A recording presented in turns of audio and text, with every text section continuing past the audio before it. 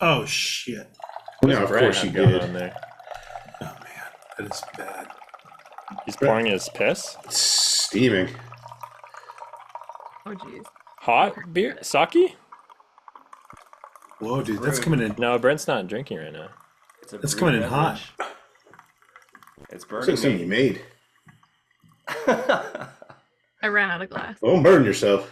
Oh shit, Jennifer! Nice head. Foaming up Nice over head there. on that baby. That was a big head. That's impressive. Yeah. She's like, "Welcome to the show, Jennifer." Thanks. Yeah, well done. It's hard to Cheers, you pour like guys. in front of the camera like that. Cheers. Cheers, everyone. Hey. Thanks for coming on, Jennifer. Thank you Yeah, guys for thank you, having Jen. me. I'll eventually be able to drink this. I like how Eric's out of the gate with the smoothie. Oh, Well, it's appropriate for our guest because I know she's a fan. I am. Those are so good. That's a good one too, dude. I got two of One those of in my the fridge favorites. still. So this is a double blueberry marshmallow shake from Great Notion in Portland. There's a 9% fruited sour. It's not a smoothie, but yeah, just a heavy, high ABV tart ale. That's nice. Ale? Yeah, it's got blueberries, obviously, and then marshmallow, and I really like this one a lot. It's super good. And you wouldn't even guess that it's 9%. It's so smooth. Does it have a name? I like the artwork. Yeah, Mhm. Can work as double always. blueberry Oh marshmallow my gosh, shake. I just thumbs down Oh. myself. I don't know how I did that. Sorry. What? I don't know. I accidentally like a thumbs down came up, so sorry about that. That was not a reaction to your smoothie. Your smoothie sucks, Eric. It is a thumbs down, brother. And Jennifer is done. Click. Yeah, it was a good ride. Yeah. 3 minutes.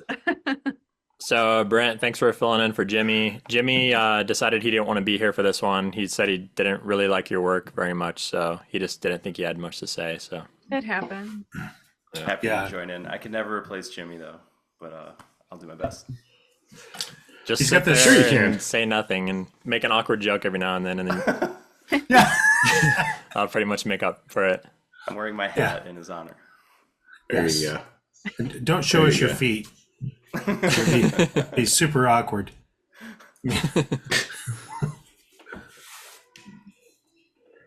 What are you drinking, Brent? Oh, I'm starting I don't with know. a brewed beverage because it's Brews and Views, but this is decaf coffee. Oh, Brewed it myself. nice. Later, I've got some beer. Where'd you get the decaf beans from? Um, for the first time ever, Costco started stocking decaf whole beans. So I don't even know what it is. It's just Kirkland brand. And Is it's it pretty good. decent? Yeah. Yeah, it's not bad. It's on the darker I side, haven't- dark roast, but I'm not a big dark roast fan. But I can't be Right. Beers can't be choosers here. I haven't dabbled The, much in um, decaf coffee. That King, so I'm getting what's it, the one that we went to in Salt Lake, Eric? King something, King's Peak or something like that? Yes. Yeah, King's Peak Coffee I Roasters, yeah. just got their I got on their like subscription plan, so they're sending me, so now I've just got my second bag of their decaf. Their decaf is solid. It's more Okay. dark roast though, so but I'll probably make some Yeah. halfway through here. Huh? I drink caffeine in the morning, but I realized I wanted more coffee throughout the day. Yeah. I I started know, because I just love the flavor, and Yeah. I would love to drink it in Yeah. the evening, like after dinner, just for the flavor. But Exactly. Yeah. I have to I cut want to stay myself up all night. at like 11 a.m.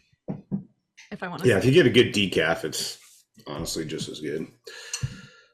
And decaf doesn't have enough caffeine to affect your sleep or anything, because I know It has a almost little bit. none. Yeah, very Okay. little. Less than 5 grams. Okay, milligrams, I'm gonna sorry. get myself some then, because that sounds nice Yeah. to have at night. Mhm. Yeah. Yeah, King's Peak stuff is good. They only have one. Last time I was on their website, they only had one type of decaf, but that's what I've been getting. I'm on my second 2-pound bag. Paul, have you ever had Good. like Good shit. Stumptown's decaf or any of those? I've had their regular. I have not had their decaf. Yeah, I've always wondered if that's good. It's kind of pricey, so like I haven't ordered it yet, but Let me know, dude. I'll swing over there if you want to try the decaf. I love their coffee. It's so good. It's so smooth. Yeah. I want to get one of their dark roasts. I didn't like that Homestead one as much. I think it was like a little bit too light. Yeah, that wasn't the one that I meant. You got to try the. I think it's called Hallertown. That one's really good. It's like really Yeah. caramely. That's a medium. I'll send you one, Mike. You want Yeah, decaf do or you regular? Either one, regular. Hey, Regular. let's Darker the better. I can fucking- order it online though, dude. Oh, you can? Yeah, Yeah. they ship everywhere. They Okay. ship everywhere. All right, well, let's talk about beer. Yeah, I thought you were gonna boot Yeah, what do me you on the think? show. This coffee ship. I mean, come Well, on. Is this Brent threw it Brews off and the rails coffee? with his I mean, coffee come on, stunt. Jesus. Hey, you Decaf. guys clearly like it. Jennifer, what are you drinking? I it to am us. drinking Fieldwork Rainbow Parfait. Super yummy. One of my favorites. There we go. That I don't think design looks like anybody's one of drank Fieldwork on the show yet. Woohoo! That's a good one. Yeah. I That's like well this stuff done. a lot. They're in Berkeley. Hmm. Representing. And we got our, I think they have like a little, I don't know if it's like a pop-up stand, but Monterey, they have a little outdoor pub. It's kind of fun. Nice. You guys see that landslide that just happened there on the freeway? No. No. No. Oh, it's right Like on today? it's right. No, like 10 days ago, it's right by Monterey, and it's right on the one where a whole lane slid off the side of the road. I did see that. Jesus. We were there. We weren't What? there. Yeah, because we had just, oh my gosh, we had just finished up the Out of Chicago Big Sur conference the day before.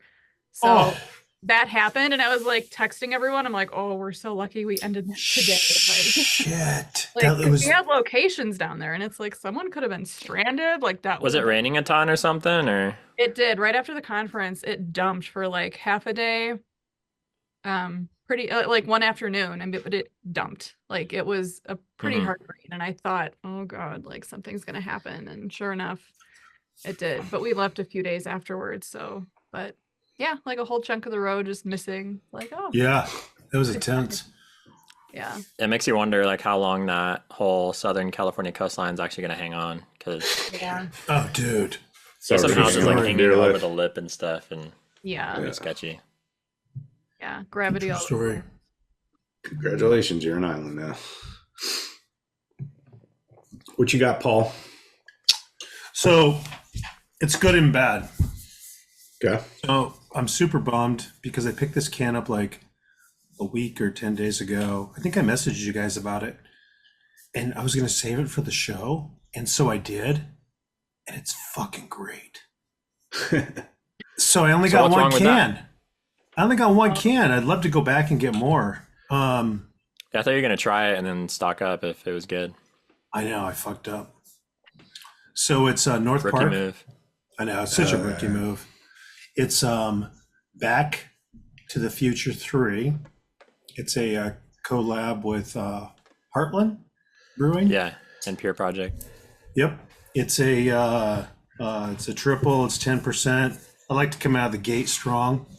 You guys Yeah, know you how I did. like to fly. Yep. And it's Full send. Yeah, full send. You know it. You come It's out a of the gate Freestyle strong, Mega strong. Citra Cryo, Citra 702, and Freestyle Nelson Suvin hops. So yeah, it's really, really smooth. I may go over there tomorrow, see if they have more, but we'll see. It's great. I feel like a lightweight with my, what is this, like 5 point something? Well, that's just your warm up. I'm sure you've got a few more on I deck. had a 10% sitting on my desk, and David's Hey. like, really? Judging you. Come out of the gate soft, then throw some dimes in there. That's how Bennett does There it. you go. Yeah. Yeah, by the That's way, the move. elephant in the room, we asked you to come on the show before David because you're just a better photographer. Aw, thanks, Ryan. You hear that, We'll David? We'll get to David on the Kingham other later side on of the when we're world. like scraping the bottom of the barrel Oh for gas, you know. shit! Exactly. Oh We'll get to him at shit! some point. Jennifer with the He shut a flex. door. Jennifer's gonna flex so hard. She's gonna be like, "Hey, they'll get to you at some point." Poor David. We love you. That's awesome. He's gonna walk across the background naked later. Oh, I forgot you were recording. My bad. Yeah. Exactly. You might Center just column see a blowing middle in the wind. finger like coming across the he walks like- by. Yeah. Oh, good. Am I the only one left? Yeah, Mike. Right? Yeah. Waiting on you. So I got all right, my bad. Brewdog NA on holiday. It's their tropical IPA, tropical style IPA. It's all right. It's pretty fruity up front, citrusy, not a whole lot of back end flavor. So I had one Brewdog that was good. This one's kind of middle of the pack, so not bad. That's all I got. They don't have much of a description on the cans for what's in this. They don't show like what hops are in it or anything. It's So- just Not Brewdog doesn't. The other one that I forgot the name of it off the top of my head, Go Brew. They list all the hops and stuff. And those, in my experience, those have been the best ones I've had so far. Best anyone. So now that you've been drinking like almost exclusively non-alcoholic beer, has it deepened your appreciation for the real stuff, or do you feel like you can go without it? Well, no, I mean, I could definitely go without it, but when we were out back, That's what everybody says, right? Dude, those are like tasted so fucking good. Yeah, I could stop right now. Like I don't need it. So I was out in Vegas when I was coming back from Death Valley. I was there a night, and then I just spent the last week in New Orleans. Those are like two cities that are like basically built upon like drinking. And it's like weird being out there when you're like totally sober. And I'm out there by myself, so I'm like just sitting in like bars to like eat or whatever. And it's just like watching these people walk up in the middle of the day, totally like shit faced. It's like it's a like weird, the whole like, city is like being the only sober person at a party or something. But exactly the whole place. Yeah, pretty much. Yeah. But anyway, Which one's your fave so far? That Go Brew. Go Brewing. Go Brewing. Their tropical one. I think it's called Sunshine State IPA. That one's really good. They have a double IPA too. Whatever makes it a double as an NA, I don't know, but that's pretty good. So pretty much their whole line is solid. Appreciate your in this space. The what? You're pioneering in this space. You're like going on an expedition, searching for where no man has dared to go before. Yeah. And this fucking guy, he's on it. When I commit. So I bought. I still have so many of them. Like when I was like, all right, like I'm just gonna get a bunch of NAs for the show. I stocked up, so I still have like a cabinet full. So, Question. Yeah, dude. I still haven't gotten the Great Notion ones. I got to do that. I'll flip those if you want them. No, it's all right. They ship. They'll ship them anywhere because there's no alcohol, Okay, cool. so they ship nationwide. So check this out. Do they fall off? I don't think so. I mean. Yeah, how fresh I don't know. are so the dates on most of those? That'd be interesting. Oh, David. So this one's November 9th. It was canned. Because if anything, they might fall really off have anything quicker without the alcohol, because alcohol does act as a preservative, I'm pretty sure. Yeah, exactly. I don't know. So I don't really have anything to compare it to either. So maybe that's why it's kind of a little bit flat in the flavor on the tail end. But I don't know. I'll be able to tell because when I drink, maybe I'll do it for the second beer. Is I'll grab the Go Brew, the one that I really like, the tropical one, and try it because that's been sitting in my fridge for about the same amount of time. So it's been in there a couple months. Yeah, we'll see. Yeah, interesting. Well, Jennifer, thanks for coming on.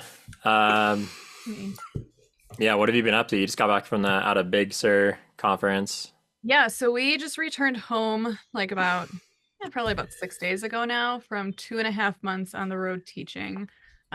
We spent most of February in Death Valley. We were supposed to have some workshops, but yeah, we had to push those because some of the backcountry roads still weren't open and it was our backcountry workshop. So we just said, you know what, let's just push it to 2025. All the attendees were fine with that. So we actually found ourselves in Death Valley with just a few privates and free time, which is super rare for us in February. So we just got to go screw around. Is that like your main business model? You take people's money and you just keep postponing the workshop, so you never actually have to do it. It works great. Yeah. It's like a giant Ponzi scheme. It's like you're like awesome. the Bernie Madoff of nature photography. That's right. Yeah. That's our business plan for sure. Yeah. When I met David 8 years ago, he's like, "So check it out. This is what I do." I've stumbled on no idea how to use a camera, but we're gonna make money. Yeah. No, we were super bummed. So because we had another Death Valley workshop in November last year that even though the park was open, it was just such in disarray that we said we just can't do it. So we pushed that one too. So after Death Valley, which was great, we did mostly like a ton of hiking. We did do some, photographing, but we had a goal because when we were there in December, we did 60 miles in the backcountry. And so we upped it to 100 in February. So we completed our 100 miles, like all backcountry hikes. So that was exciting. And then 100 miles this season or in total? if you combine Death Valley December 2023 with February 2024, it's probably like 160 miles. So yeah, Okay. it was 100 Wow, miles. We did it in about that's sick. 4.5 weeks. Yeah, we really went for it. So you But it just was like fun. We run never had out a to couple practice. miles, run back a couple miles, Oh run yeah, out a couple I miles. just did like circles. That's and relay mechanics. racing. Yeah, it's like okay, 1 mile, check. 2 miles. No. It's We did over. a ton of like backcountry canyons and just a bunch of areas. I mean, there were some days we just picked a wash and just said, okay, let's do like 10 miles down this. And, it looks like on satellite, there's something cool at the end of this. So it was just a lot of that, which was fun. And I'm Because, sure it was a cool experience, but was it also pretty photographically fruitful? oh yeah, yeah. I have I need to add to my backlog collection of images that I haven't even gotten out from like 3 years ago. But yes, it was very fruitful. And I had been in a complete funk last year. David too a little bit. So we had a horrible fall last year, and then we kind of started finding our stride again when we were there in December. And for sure, February and the trip in Yellowstone in January really helped kind of dig me out of that funk. So I'm actually processing again. I've got a ton of new stuff that'll be coming down the pipeline because we're home for like a month and a half now, so I can catch up. But yeah, it was really fun. Lots of cool geology, lots of new stuff. Just, it's always fun exploring there. And then we headed to Big Sur to teach at the conference, spent some time there of our own time, which was really cool because I had never been there. And then we went back to Death Valley for a week to teach our night photography workshop, which was challenging. The weather did not cooperate the first 2 nights. It was classic Death Valley, like 50-mile-per-hour sustained winds, dust storms. Like, yeah, sorry guys, we're not going out. So we lost like one night. We took them out the next day to at least photograph wildflowers. I mean, we still made the most of it, but our last 2 nights were like perfect. So that made up for it. So that was fun. And then we hightailed it home. And yeah. Was that the end of February, beginning of March? That wind? Oh God, yeah. That's when I was there. That's And, right. Yeah, yeah. Yeah. I saw Um, Brent for like 2 minutes, like not yeah. even the window Yeah. as it That's was all you like, need Side with of the them. road. Yeah, it was You You'll OD'd exhaust on him. all the conversation in 2 we were minutes. gonna spend the whole day together, but she was after 2 minutes. She was like, "I got another thing." She's like, I'm good. well, I would Uh, never ghost Brent. I like Brent. No. It was just a drive by, but It wasn't yeah, right. that was it was really uncomfortable. Oh yeah. Like 3 straight days of that wind. Oh, it was brutal. The camping is the worst. Like, Yeah, my I friends can and I handle were it during the day while shooting, just boost your ISO and Yeah. whatever. But when it's time to go to sleep and your tent is just like, Yeah, we didn't sleep and the well. sand flying in, like, Oh yeah. But I mean, I feel like I got good photo conditions because of it, despite how much it sucked. It was on the dunes, right? I never went on the dunes. No, Oh. I was at like overlooks, looking at mountains, Yeah. and it was just atmospheric and Hazy, like, Yeah. yeah, dusty. yeah. Yeah. Like I can appreciate that, Brent. So David and I in December did not go on the dunes at all. Like first time ever not going anywhere near Mesquite. And part of the reason was because, even though we had a lot of wind this spring, there was zero wind like November to like Christmas there. So they were just tracked. And there were tracks and spots that I've never seen tracks before. Like I was shocked how far afield people were going. So we didn't go then. And we just set foot in the dunes like a week ago with our night photography workshop. I have not, the only dune pictures I have are from Panamint. Those are the only dunes we actually spent time in this season. So it's kind of crazy, but also kind of, I mean, we've done Mesquite and, I'm happy with everything that I've gotten there, but those atmospheric conditions like you're talking about, like just from Grotto Road or Grotto Canyon Road, even from Mosaic Canyon, it was really cool. Like there were so many dust storms and dust devils, like the atmospherics were super fun to shoot. Yeah. I was on Father Crowley looking at Panamint Oh. dunes. That was a good spot. Yeah. Father Crowley, that's a spot in Death Valley. Is it like an Aussie song? Dr. Crowley? Mr. Crowley. Mr. Crowley. Great riff. Yeah, and then I signed on Isn't it Instagram. Black like, Crowes? oh, What? No, that's Ozzy. Is it? Yes. Yeah, Ozzy Osbourne is Mr. Crowley. Solo Oh, Ozzy I thought that was after Black Crowes. Sabbath. Yeah. All right. They might have covered it. I don't know, but that's definitely an Ozzy song. Ozzy's the Yeah. best. So Father Crowley is an overlook. Brent's like moving on. The next day, I like went on Instagram and someone posted this like epic rainbow photo from the same day, and I like it was one of those classic like I feel like I had an amazing time, and then I felt disappointed because someone else saw like even better conditions. It's a Yeah, mindfuck. I know how that It's all goes. about who finds the best conditions. That's what it comes down to. It's a competition. That's all it is. Yeah. Who nature loves the most. Did you get anything from that day that I did the drive-by? I think so, but mostly like kind of we were overlooking Mesquite Dunes, and it was kind of like it was super hazy, so the mountains to me looked kind of like those minimalist like Japanese paintings. I Yeah. would say. So maybe you have something from that. Oh, good. Yeah, I look forward to seeing that. So the backstory is he was out with Ron and Sarah. David was back at the trailer doing an interview with somebody, and I saw the conditions happening, and I was like, "See ya!" And I took the car, took my camera. Although Karma quickly bit me in the butt because I got like where Brent, Ron, and Sarah were, and they were like, "Hey," you know, like waving, and I'm like, "Hey guys," and I'm like pulling over, and I grabbed my camera to shoot these amazing conditions. And I had charged all my batteries the day before, and I hadn't put them back in the car, my camera bag, or the camera. So Oh shit. I know, I was so angry. And so I like literally pulled up and I saw him. I was like, "It's Brent, hey!" And I like grabbed the camera and I'm like, "Son of a bitch, oh my God." I like turned around, like hightailed it back to Furnace Creek. David was done with his podcast and he's like, "Oh, good." He's like, "I get to go now." And I pick him up and I'm like, "You gotta go now." I'm like, "I need a battery." And we went back and the conditions had totally changed and it was like wah wah. So that's the rule for today, or your little piece of advice, kids. Don't forget your batteries. This is really an educational show at its core. PSA right there. Yeah, PSA. That's what I'm saying. Yeah. You gotta put in like one of those like the more you know things there when you edit this in there. With the little rainbow and the star. Yeah. Yeah. There was a great lineup of instructors at the Out of Big Sur conference. I was kind of bummed that I didn't get asked to do that one. It was really Thought you were fun. gonna pull some It was- strings for me, Jennifer. I'm sorry, I tried. It's kind of weird. I Yeah. get you in the Tetons though. Yeah, I mean, that looks all Elephant in the right. room. Elephant in the room. No, it was really nice. I think everyone had a nice time. Yeah, we got to tour Ansel's house and darkroom and then the Weston house and darkroom. So there was a lot of history. Yeah, it was really good. Yeah, and our weather was nice and everyone seemed to have a nice time and I enjoyed teaching and yeah, I think it went pretty well. That's a really cool area. I would definitely want to go back and spend more time. I met up with a guy afterwards that went to the conference, Georg Dressel. He's like a Yes. Swiss guy. Yeah.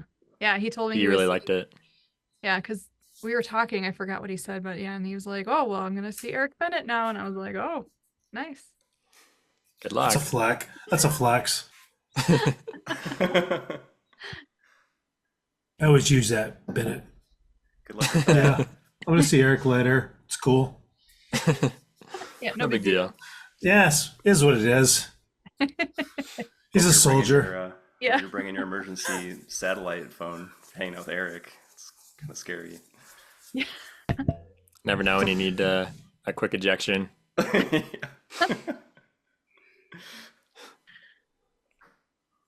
Cool. Well, what else should we talk about? I mean, Got any photos? we can look at some pictures if you guys are ready. Let's do it. What else you wanna? I mean, Jennifer, you're so you were a veterinarian for a while before you started doing photography, and now you're not doing any veterinarian stuff except sometimes No. you have little emergencies and things, right? Like, My own You have pets, any- yeah. you have any interesting stories from recently, or No.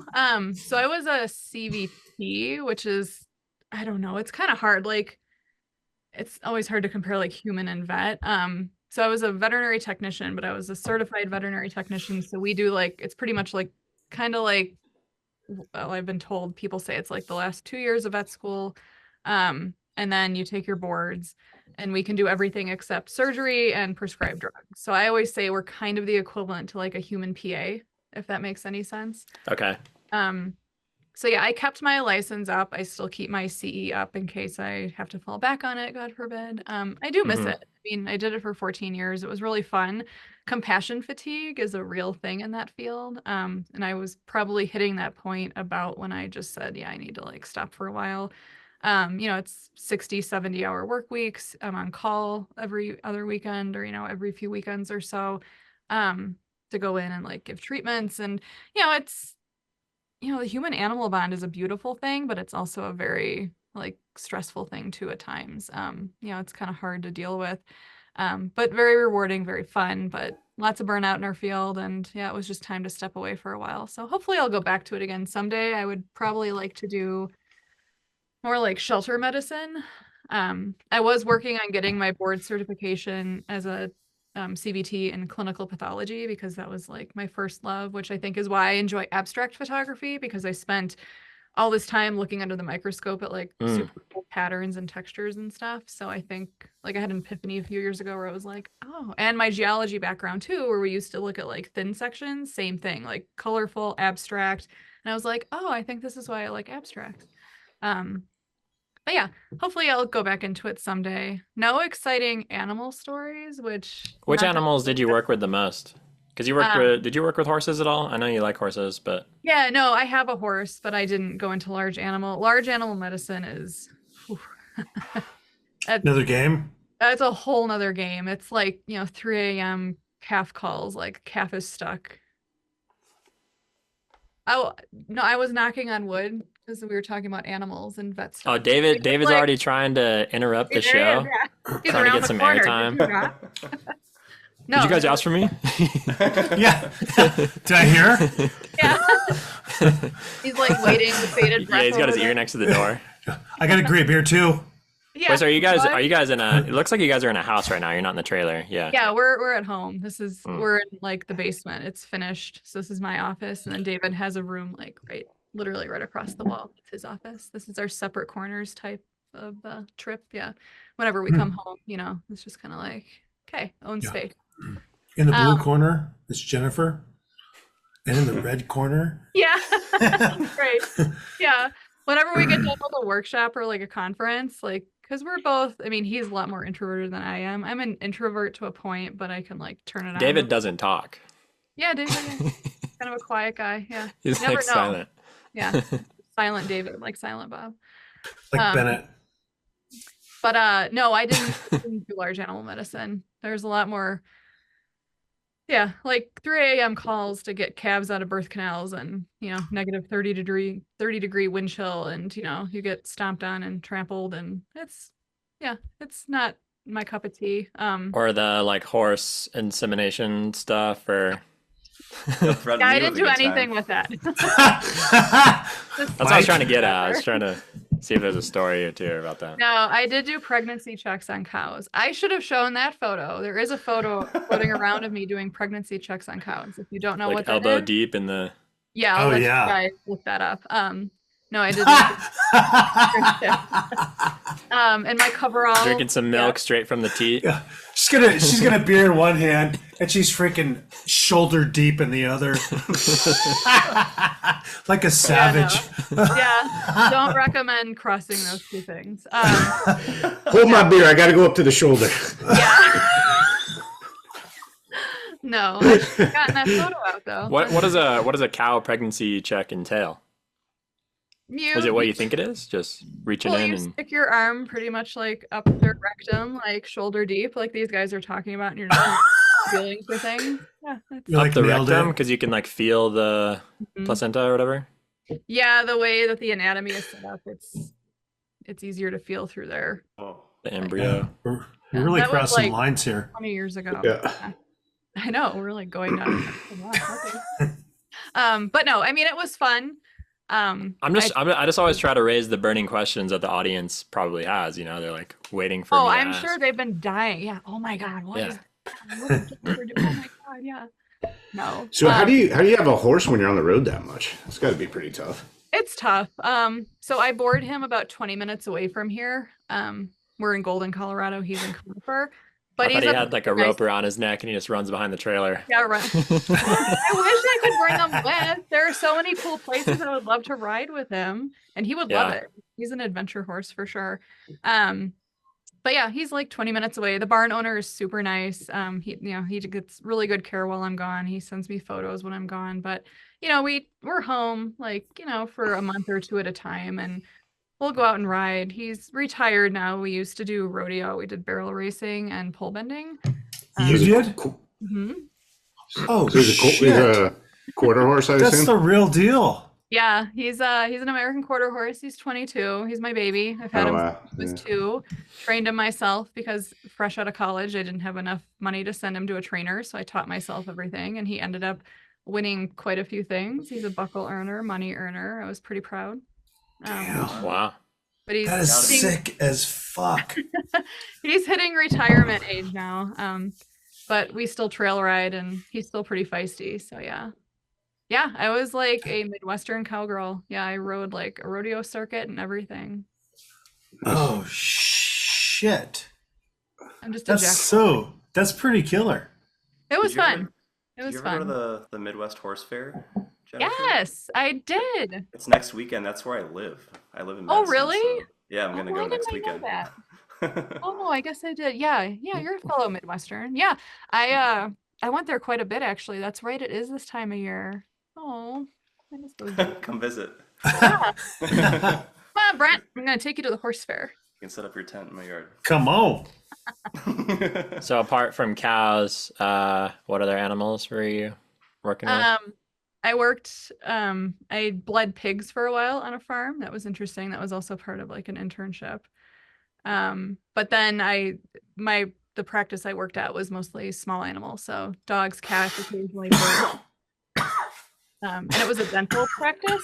So I worked for like a board certified veterinary. You okay, Paul?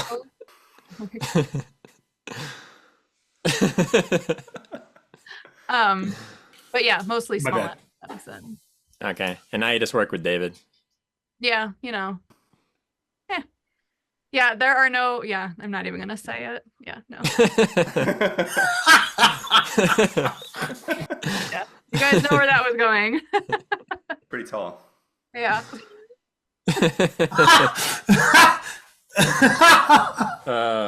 No pregnancy. Cramp my. But no, it was fun. I miss it. The animal human bond is a special thing, and it's fun to work with people and their animals. And yeah, so I just have my cat now. We had one cat pass away last fall. She was like my heart cat. We have her sister now, and that's why I'm like knocking on wood. She's 17. Still travels with us. Absolutely loves it. Very chill. So hopefully we have her for a few more years. But yeah, older animals are hard. Things start breaking down, and it's hard being on this side of it versus working, because I'm so used to doing my own stuff. Like if they needed their teeth cleaned or they needed surgery, I take them in and I do their anesthesia. I clean their teeth.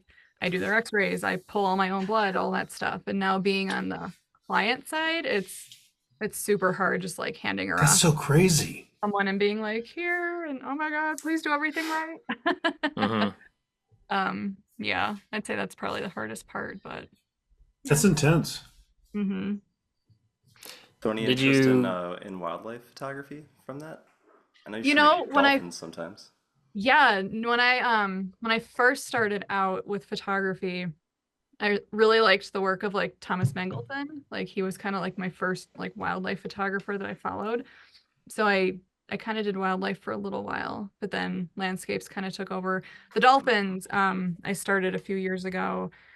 So I also grew up scuba diving. My dad is a master diver, and my family, like that's what we did growing up. I feel super grateful I had those experiences. But I was certified at age 12, which I think back then, I'm dating myself, was the earliest you could get certified. I think now it's like 10 or maybe even 8. I'm not sure. but yeah, I spent most of my childhood and teen life and early college scuba diving. And we had a lot of interactions with wild dolphins in the Bahamas where we would go dive most of the time. But I was also a free diver.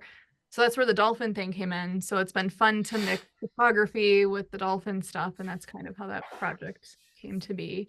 So that's fun. I like wildlife when I encounter it. I just don't go hunt for it. You Right. know, yeah, I just don't have the patience. Like some things I have patience for, and I highly respect those that can go out there and wait all day to see the bear and the wolves and everything. And we've had a few days like that where we'll, if we're in Yellowstone and something cool is happening, or if there's a carcass, it'll be fun to kind of hang out and watch and see what happens. But definitely more landscape oriented. But wildlife is fun. Yeah, it's a challenge from time to time. And the dolphins are probably the only thing that I really do on a regular basis as far as wildlife. You guys have mainly been shooting in the Southwest for like the last 5 or more years. Do you guys have like any kind of international trips in mind for the near future? We do. Hopefully we'll go to Iceland sometime soon. David's been, I have not. We were lined up to go 2 August ago for my birthday. And that was when the volcano was erupting. I forget which one it was, but David Yeah, was like, because now there's been like 10 since yeah, that. I know. They just Like keep one happening. every week. And David had reached out to like Thor, like we had a trip kind of all planned out. We were gonna rent like a camper van and go. And then we had a giant repair on our truck happen at the same time, like $14,000. So that went out the window. So we didn't go then, but we're hoping maybe this year or next year. Um, New Zealand is also on our list. David would like to go back there. He's been before. We might be heading out somewhere exciting next year. I don't have like total confirmation of it yet, but an idea has been floated. So, yeah, I'll put that out there if that actually works out. But yeah, I'd say in the next few years, we'd like to head overseas and finally see some stuff. It's just so hard teaching. We do 10 to 12 workshops a year. And while that goes really well and it's fun, we just don't have enough free time to scout new locations or see things for Right. ourselves. So we're trying to cut back on some of our workshops, kind of figure out some other business models, so we can give ourselves more time to go out and see stuff.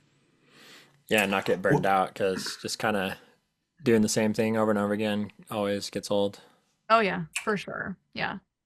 What time of year would you do Iceland? I don't know. We were gonna do it when we were gonna go in August. I would like to see it in fall. David's been in January, February, chasing the aurora. I know June and July are kind of nice to go too. I think I'd like to do fall though. I don't know. That's just Yeah. me. June and July seem hard because like how do you sleep and stuff That's true. Yeah. when the sun's always up? Yeah. Constant sunset. Fall's great there. Yeah, I love it in the fall. The Yeah. crowd's Days are gonna super dive short, but- down. hmm Yeah, I love the fall there. Not Yeah. too cold. You'll get some clear Mhm. skies more likely than like winter, I would say, to see the Yep. aurora and stuff. For sure. Yeah, I've gone in the fall the 3 times that I've gone. Yeah. So yeah, hopefully we'll make it. But yeah, no, the Southwest also just never had, I never run out of things to explore and shoot here, so that definitely keeps us busy. But yeah. But yeah, because even if you're doing your workshops in the same areas, in between, when you have your downtime for yourselves, Yeah. you can go off and get lost super easily. Oh yeah. Yeah. Yeah, Death Yeah, Valley there's and Yellowstone are the two places we spend the most time. But yeah. Give it Yeah, a did you trailer. release your Yellowstone winter stuff yet? Because David dropped that ebook, which was okay, but Yeah, it was I was okay. wondering about your stuff. Yeah. It's on the I know he list just of- comp stomped you on every one of those shots, and then he just put it out first. Oh, totally. Because that's what David does, Yeah, Every shot, he was just like, "Oh, I'm just getting your way here. I'm gonna take. Oh, okay, thanks." And then squeezing he in, like the day we get tripod home. humping. Winters there are great. Yeah. Yeah, I've got those photos are all sitting waiting to be processed. I don't know how people do it. Like he can get home and just like dive into it and be done in like a week. And it's like, cool. Yeah, I'm still trying to work on like December 2023 definitely. Oh, you're just like super behind. I'm so behind. And to be fair, I mean it's because I do other things too. But but that was my goal this year. I need to carve out more time for my own photography, get caught up on this stuff. So yes, I'll be releasing a Death Valley ebook for December and February of this year combined. I still have my Yellowstone book to release. I still have my 365 ebook that I'm like almost done with and I need to get off my back and release. Yeah, we'll talk about that a little later. Yeah. And then there was one more thing that I need to get out there. Yeah, I don't remember what it was. But yeah, month and a half. Like gonna buckle down, get it done finally. You're gonna grind it out. Yeah. Hopefully. Yeah, ask me in a few weeks how that's going. But no, I really look forward to getting it done. And I just gave myself, I have 2 projects that I'm trying to finish up too, just like personal photography projects. One is from last June, and then one is from Big Sur that I just obsessively started, and I'm trying to work through that to get it out. But yeah, no, it's, you know what, it's a nice problem to have. I'm not complaining. I just need to actually get out there and do it. And I went to do something on my website the other day and realized I hadn't updated it since 2021. Yeah, so that's Jennifer, Wow. you're slacking. That's always the first thing for me. Like my images go on the website before anywhere else. Yeah, I know, I'm really bad. Like, yeah, it's embarrassing to admit that, but hey, it's okay. You know, How's the sandstone in Big Sur? it was really cool. Weston Beach, have you ever been there? Mm-mm. In Point Lobos. I'm familiar with it, but Oh my gosh. It's like rock abstract heaven. If you've seen Bill Neal and Richard Martin releasing some stuff the last Richard Martin, yeah, his shit is fire. Richard's so fun. I love Richard.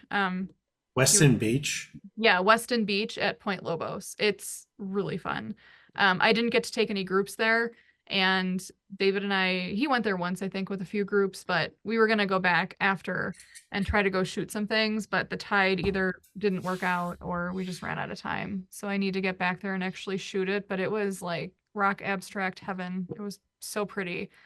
That's sick. And there was an influx of these little there's a photo that we'll share that an attendee took that I just absolutely love. But those by the wind sailors were washing up in droves on the beaches, if you guys know what those are.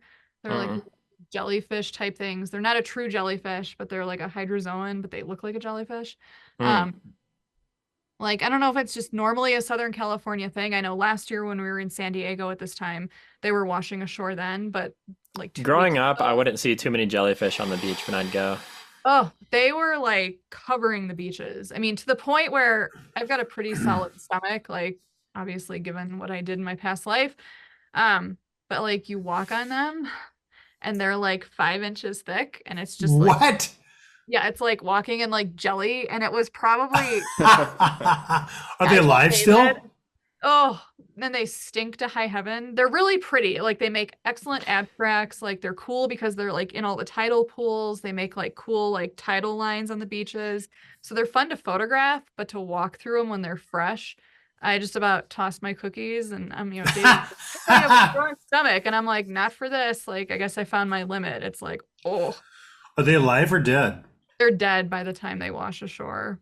But that is like a result of climate change, like with the warming sea temperatures, the jellyfish have been proliferating more, and they don't really die off either because a lot of them are like immortal. Like they can just like, yeah. I just read about this. They're fascinating. It's also like just you can kill them, but they're kind of like lobsters, like where they won't die of natural causes, right, or something like that. And they can just like kind of keep regenerating themselves, like into like little clones. But yeah, like no brain, no heart. They just float around, but they eat. I mean, it's just like, it's crazy. Yeah, they're alive, but yeah, it's crazy. Yeah. So sounds like Mikey D on The Weeknd. Just a savage. So you and Mikey's muted for some reason. Is I know. Sorry. Yeah. There you go. No, I was gonna. Hey, say, I was gonna say. expect more from you, dude. I expect way more from you, dude. You can't take that shit. He's not even drinking. Me? I know, right? I just freaking cut him. And he just takes it. Ridiculous. It's fucked up. But anyway, I was looking for your book when you were talking about books before. It's a little shout out. This is an awesome book. If anybody watching doesn't have this, is the Lenswork monograph. I have it. Yeah, so anybody watching, this is a fantastic book. It's the only when I was out in actually when I was out there when I saw you in February, it was the only book I brought with me. So Oh, it's a great book. right? Yeah, Oh, that's absolutely. fun. Thank you. That Jennifer, was- he actually had it in his hand. He was gonna have you sign it, but you kept walking. Yeah. It was, Blew him Yeah, off. said it was- exactly. She he looked said it was away. awkward. He said it was awkward, but it's cool. that sounds He like said, me. I he get said out there Took your and I'm like, cigarette at "I'm me, gonna just go like Yeah. I'm He a said big next. deal. Yeah, he said next time. He said it was a little Yeah. bit of a flex, but next time. No, I'm like the most approachable person ever out there. Like I just yeah. I'm just a girl that likes to photograph. That's what I always say. Oh shit! Is this Jennifer stuff? No, Yeah, these are her photos of pics. selections. All right. Becky's great. I'm glad we're finally featuring one of her images. Yeah, on April I Fool's, she love announced her new YouTube talk show, Beans and Scenes. I thought Yeah. that was hilarious. That was so funny. I thought she was serious. I was like, that's a great idea. No, it was totally a parody. She took like our graphic for our video cover images and like redid it and changed the text and stuff. Yeah. Yeah, I've gotten to meet Becky a few times in the last few years. It's been super nice meeting her, and it's been fun watching her photography journey. And lately, I mean, I've enjoyed watching her stuff, but lately, what she's been posting, I've been super inspired by. Like, this ice is crazy. Oh, I thought this was like saran wrap on top of a cake or something. Maybe it is, yeah. But either way, those warm and cool tones and those patterns, oh yeah, that's my jam right there. Very nice. Yeah, Super. one by one. Super sick. Always like me a good square crop. Yeah, it's nice to see people utilizing like 4x5 or square crops. You don't see that too often. Well, it's for a nice to- while, people were because they were forced to on Instagram. But yeah, Oh. now that you don't have to, it's not as popular. Yeah, Remember when Instagram was like that? Isn't that kind of crazy to think about? Like you had to crop every single image by force. yeah. I still get. I don't think I was posting photography when it was like that. I think I started once you could change ratios. Yeah, my early Instagram was mostly horse stuff and cat stuff and food stuff. So didn't really notice Say, it. still mine. Love me some good horse stuff content. Only the weekends. Bennett, you son of a bitch. Yeah, there's a nice one. Yeah, it's really cool. I like the reflections looking around in it. You can see even a bit of landscape like in that bottom right. Yeah. Yeah, I know. I'm super curious. Yeah, you can kind of see. Yeah, you can definitely see. I'm assuming like a snowy kind of scene. Yeah, Mm. makes you Yeah, that's wonder always fun. what the whole area was like. I love the opposing diagonals too. I'm always like drawn into photos that have that as a compositional element. Yeah, It's always kind of engaging, and she did Yeah. a great job capturing it and framing it. yeah. I've seen a lot of ice over my last few years. Like going out and looking for this stuff. I've never seen shapes quite like this. Like those kind of topographic. It's amazing. It's Yeah. it's like 3D dimensional. It's so sick. It's like it's awesome. Yeah, you almost feel like you can touch it. Like Mm-hmm. Yep. 3D. Yep, absolutely. I like the soft feeling too from like the more pastel tones in here, and then the contrast isn't too harsh either. Yeah, I like this one a lot. Yeah, she's got some good stuff. Mm-hmm. Glad you featured her. Yeah, no, Becky's great, and I liked her idea for her new show. Beans and Scenes. Yeah, I mean, I told her, I was like, you could still call it Brews and Views if it's coffee and photography, but Beans and Scenes does sound better. Like beans are way cooler than brews. For sure. So Julie was an attendee at Out of Chicago Big Sur, and she captured this and showed it at like the image celebration. And I fell in love with it there. There's just so much to look at here. So she found a way to capture all those by the wind sailors and put them into like a really cool The composition. blue things at the bottom? Mhm, those are all Okay. those little by the wind I thought they were sailors. rocks at first. No. Yeah, this is how thick they were on some of the beaches. And I just like that she combined it with that green algae kind of dripping down. It just made a really cool scene. Yeah, the texture's really nice and the colors. I love subject matter like this, where it's like stuff that typically most photographers would probably avoid, because it's like this like slimy, it's not conventionally beautiful, Right. but it is interesting. And if you portray it in the right way, it can be photographically pleasing and everything and make for a captivating image. So I always like stuff like this where people kind of take a riskier approach and photograph something that isn't as Yeah. inherently interesting or scenic. Yeah, I mean, so I was partnered with David Thompson We had a blast. Love David. That's super cool. I was oh, wondering who he was going to be teaching with. Yeah, he was so fun. We had a really good time together. He's the best. He's so fun. But yeah, I mean, when she put this up at like the image review, I was just like, holy cow. Like, I mean, we spent all week on the beaches and I didn't see anything like this. And I told her this was just really well seen and perfect with the colors. But Yeah, yeah. the colors are what interests me. I always like odd color combinations and never seen quite this green with quite this blue before. It's neat. Yeah. And just the way the algae is kind of dripping down, it's kind of cool because you don't really know what it is at first. It's like, oh, what is that? But yeah, it was pretty cool. There were so many cool little scenes like this out there. You could spend hours. So that's the blue stuff that was like covering the beach. Just like Yeah, that. you can see like they're kind of hanging out in the algae. Like that's a single organism. They're kind of like hanging out in the green, but you can see how thick they are. They just like piled up. Wow. It's Yeah. pretty amazing. So you've been working on the out of Chicago staff, like helping organize the conferences and stuff lately, but then you're also instructing at them. Mhm. Has that, like, that's not too overwhelming? No, it was nice to be an instructor this time because I helped organize like 5 of their conferences last year. And yeah, that was. Oh, so did you not have to, you weren't an organizer on the Out of Big Sur conference, or did you do both things? No, so Chrissy Donady and I kind of switch on and off between conferences, like organizing, and we help each other, like no matter what. So she's teaching in the Tetons, and I'm coordinating the conference and not teaching. Okay. But David's then- instructing at that one? David will be teaching, yeah. And so for this one, David and I were instructors, and I still worked as staff like a few days before the conference and kind of helped them where I could. But as soon as the conference started, I had my instructor cap on and was kind of like, peace out. Like I get to go teach and not worry about things. And it was really fun. And I mean, the ocean stuff, it's totally my jam. It was fun teaching people, about anemones and doing macro work on them and, just showing them all the cool things in the tidal pool. So yeah, I was in heaven. It was really fun. Nice. Yeah, it's been fun. It's fun to work on the other side of all this sometimes. But it's fun, just at least, working with colleagues and meeting new people and, the events are really well done and yeah, it's been fun.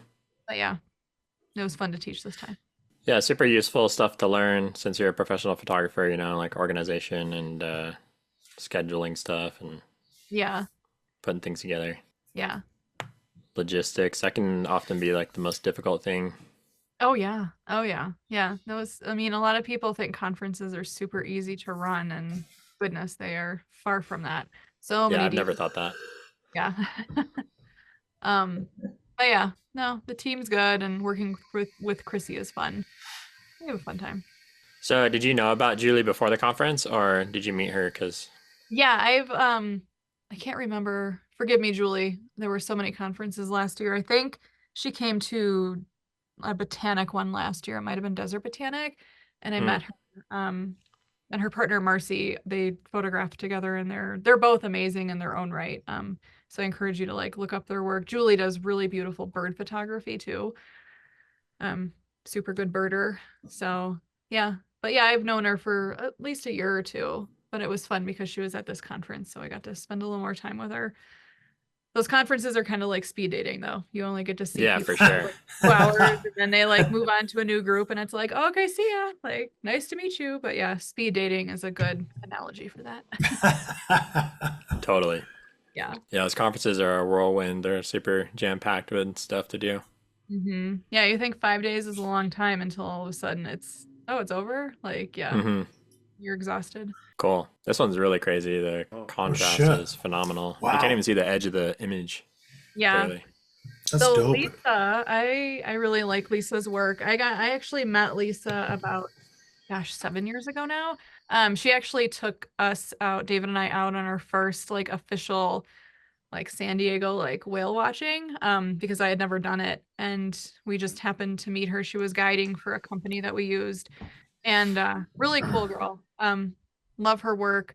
What I really appreciate about her work, so she's, she does some landscapes and she does a lot of wildlife, but if you follow her, she's always got some interesting kind of like naturalist approach. Posts about, conservation, but her wildlife work especially, to me, it just kind of goes beyond like a wildlife photo of just some snapshot. Like there's a lot of feeling she tells a story with each one. But this photo kind of has been in my mind for a while. I just have this one. It's just so abstract and so cool, and the colors and the shapes and the symmetry. But she's a really talented photographer. So yeah, I encourage you guys to go check her out. Really cool. So I'm looking her up right now on Instagram. Her wildlife work is great. I mean, it's got a very unique characteristic to it. It's kind of a minimalist feel. I agree. Yeah, like they kind of very evocative kind of storytelling type photos, which is I so never heard of good, her dude. before, so this is the first image I've seen from her. It's so good. And she's I'm really looking at her nice. stuff. But yeah. These elephant ones are phenomenal. Holy shit, Dude. Yeah, she's doing some work. But I really like this one. But yeah, she's a really cool person. One's really graphic. It kind of looks like they're floating in space or something. I almost see like a dancing woman maybe. The top one for sure. Yeah. Like kind of like a flamenco dancer almost. Yeah. With the legs in the dress. Love that. Yeah. Makes my Yeah, it's really cool. Yeah, doing the show. The bottom one yet, but I'm thinking about it. I see some. I won't say it though. I'm not going to tell you, but I see it. Doing the show, like we've just realized how many great photographers there are out there, because whenever we have guests on, we learn about like 5-6 new people that we'd never heard of before, and it's just crazy. Because before doing this, I thought I kind of knew about everybody, but I was definitely ignorant. There's so many people out there, and the sad thing is, I mean, we won't go down this Instagram rabbit hole, but I don't see. Let's do it. I don't Let's see dive like in. half of the work. Of the people that I You're like, follow. fuck it. Yeah, here we go. Yeah, it's so true though. It is. I mean, I see like the same people, and obviously, I mean, I enjoy following those people, but I feel like all these new people that I follow, their work just never rises to my feed at all. So I mean, I know who they are, but I mean, there are a lot of times I just go off and search for them. I'm like, oh, I haven't seen any new work from so and so in a while. Go right to their profile. And you're like, yeah, they've been posting every day for like 3 months. I haven't seen a single fucking thing yet. Yeah, like exactly. It's so frustrating. Oh, social media. Hey, But, Lisa, Jennifer, if you get deep, she's encroaching on your dolphin world. no, she's not. She is. She's got some shit. She does. No.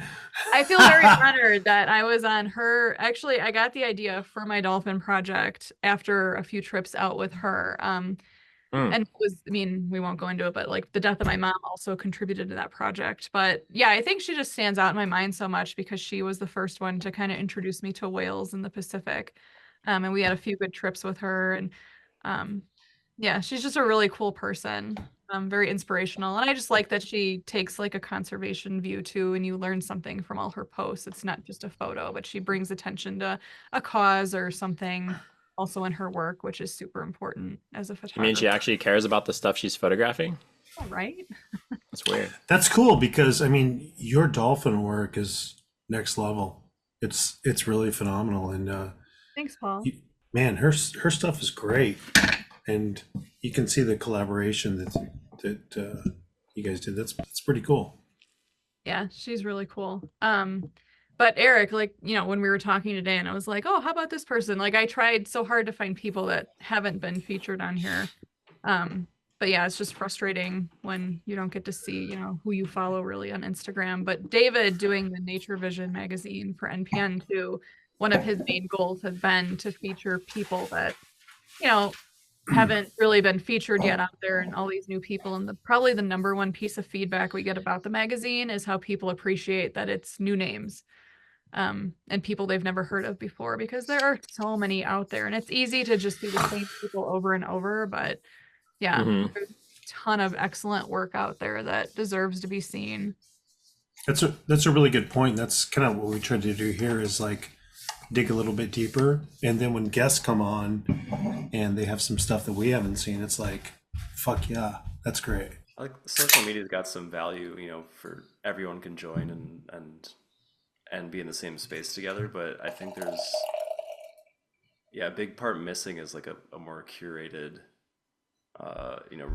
recommendations and like groupings of work and stuff. And that's where, the show, Nature Vision, newsletters, like things like that come in. So I think you need a well-rounded diet to really I like that analogy. Well, Yes, yeah. a well-rounded diet. Yeah, So that's a great way to put it. yeah, that is. Not just fast food. Hey Jennifer, grab that dime beer that you were talking about. Let's get that thing cracked open. Yeah. Let's get the Hang show on on, the road, I'm Jen. behind because I've been talking. I got. Hey, let's quit fucking around. Let's take a break to chug like halfway through Oh our my glasses. gosh, I'm and we'll- disappointing you guys already. Oh, Jennifer's gonna grab her funnel. She's gonna be like, the closet right there. I should get it. she's gonna be like Frank the Tank. So good when it hits your lips. Yes, exactly. I haven't seen that movie in so long. Oh my That's goodness, so good. this one. Oh shit, this is Zalman, good.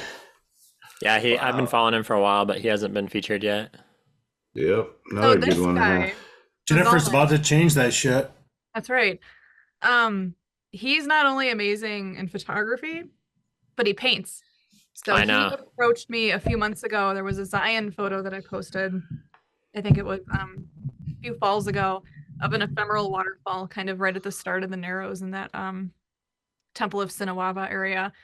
And he approached me on Instagram and said, "Hey, can I paint this?" And I was like, "Go for it." And he had he had it done in like 24 hours and he showed it to me. It was amazing. He's just so talented all the way around, and I can just appreciate. I mean, painters amaze me. I wish painting was something that I can do. And I feel that they don't get enough credit sometimes, because they're, painting's the original. I mean, making up composition, painting, and working with light and how to put Mhm. light on a 2D medium. Yeah, he's so Why- good with that. Like Why some didn't of you his paint one of stuff. my photos? Did he paint any of your guys' photos? Did you guys Yeah, do No, painting? all of I'm ours. really- Yeah, no, all of ours. I'm feeling. Yeah, I'm yeah. I feeling think you're the only one, Eric. Sorry, who can- Zalman. Yeah. I'm feeling weird about this. I want a painting. Yeah. Yeah.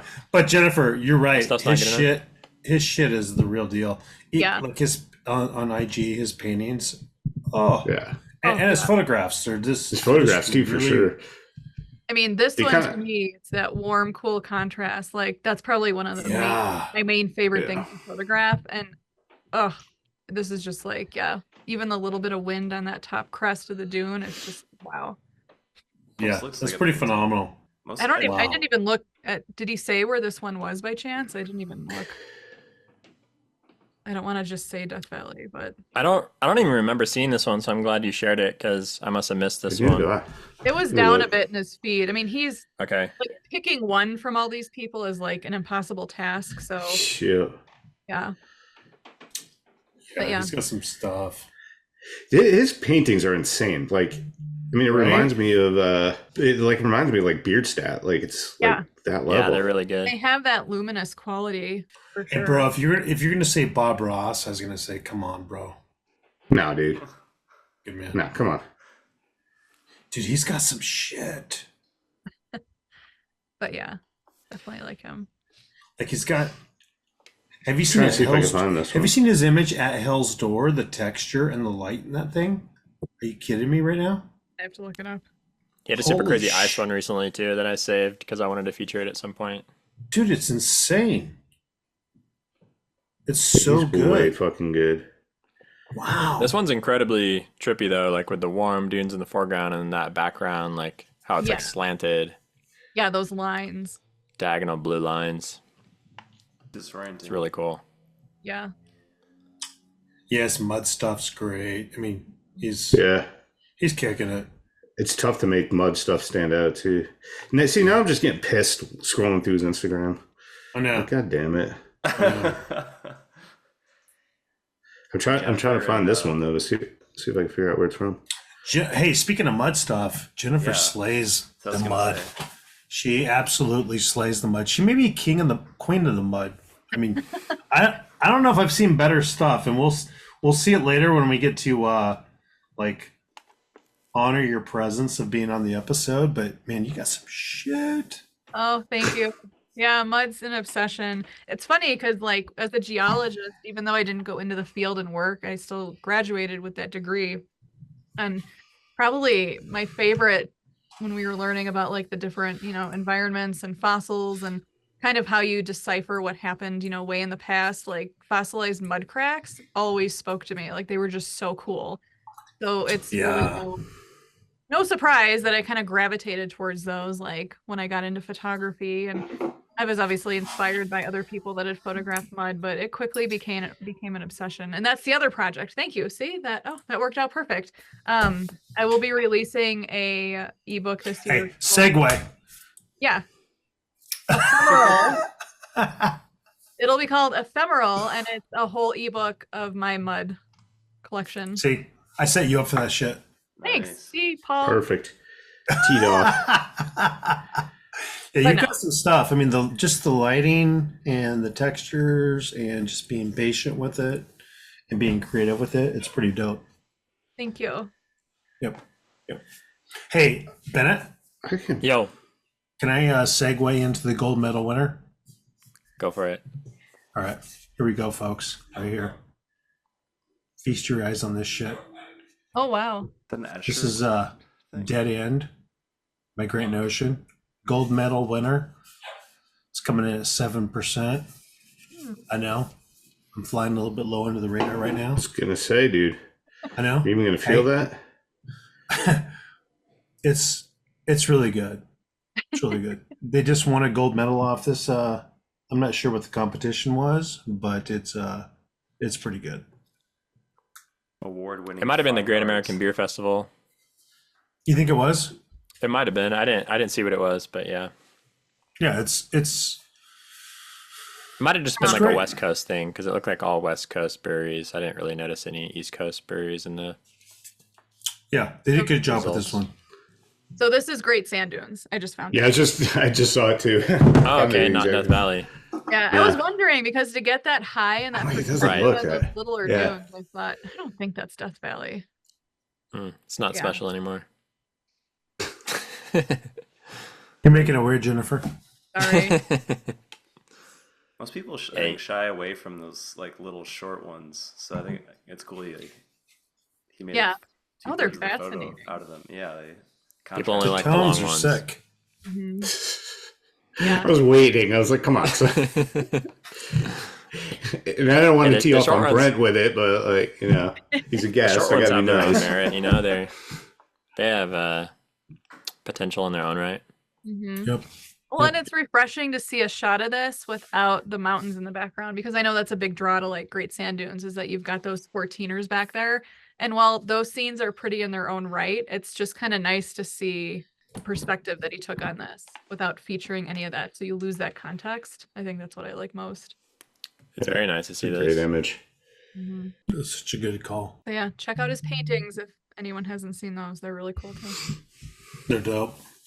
Yeah, they're incredible. I remember there was one that he did that was like really amazing, and I can't remember like what I asked about it, but he said like he was going to throw it away because he had just painted it on like the back of like cardboard. Oh I my was god. like, dude, if you ever need a canvas, I will happily buy you one. Like, I'll send you money on Venmo. Like, your paintings are incredible. They deserve to Yeah. be painted Oh, on for- something better. Yeah. Yeah, he was just like practicing and is a masterpiece. Wow. I can't imagine. Yeah, I'm definitely not that talented. Mm-hmm. No, you're not. No. Such a dick. Savage. Dirty bastard. Jennifer, don't put up with this guy's shit. Hey, me and Jennifer go way back. Yeah, I think we met. Well, yeah, that's funny because we just had the eclipse in some Yes, parts I of just the saw that US. photo and- a few days ago too. That was a good time. Did we first meet at the 2017 eclipse in Wyoming? Was that the first time I met you in person? That might be. Because Yeah. I'd only been on the road like a year at that point, and I think that is my first meeting of you. Is that the one where you guys are at the trailer, on top of the trailer, and all around? Yeah, in Alex Noriega's episode, I think we looked at photos. Yes. Or it might have been Yes. Sarah's. That's pretty dope. Yeah. That's pretty dope. It's like fucking legendary. That's pretty cool. Yeah, Eric's in the picture like pointing at he's got like Yeah, he's flexing. rock star. You guys didn't drive to the Totality Zone anywhere, did you, Jennifer? No, you want to hear our eclipse story? Sure. Yes. We made a You always have good stories. night workshop in Death Valley in our schedule last year and went, oh, this will be great timing. Like April's a good month. Oh, we won't be rushed out of there. It'll be great. Like 5 months later, wow, it's really odd this isn't selling out. 3 months later after that, oh, there's an eclipse that week. Oh, this is like during the eclipse. Oh, yeah. No Going shit. across America. Like, how did we miss this? Uh-oh. But it almost filled up. We had 6 people. Yeah, we had 6 brave Nice. souls joined us anyway. But yeah, What's no, funny Decaf is was at fun. the eclipse in 2017, we were talking about this eclipse and like maybe going to Texas to see it because I remember that. Yeah. Yeah, no, totally forgot. you Just, guys just spaced get it. caught up in making your schedule. Or, David was just focused on like, okay, it's a new moon. Like, this is the time to do this. And didn't even, yeah. Hey, Jennifer, Brent got to see it. I'll tell you right now, though. You were talking about Iceland earlier. 2026 August. Yes. There's a total solar eclipse in Iceland. So. And I No heard, shit, Yeah. and I think I just read somewhere or dude. someone talked about this, that it lasts like, it might have been Greenland, but I mean, they're close enough that totality is going to last like 26 minutes or something. What? Jeez. Yeah. No What? way. What month? Hey, Yeah. what month, Brent? August. August. Okay, let's go. Fuck. Hey, August 12th. let's fucking go. Yeah. Hey, C&V on Let's the do road. it. So 4 Yeah. minutes, never long enough to enjoy it. that's what she said.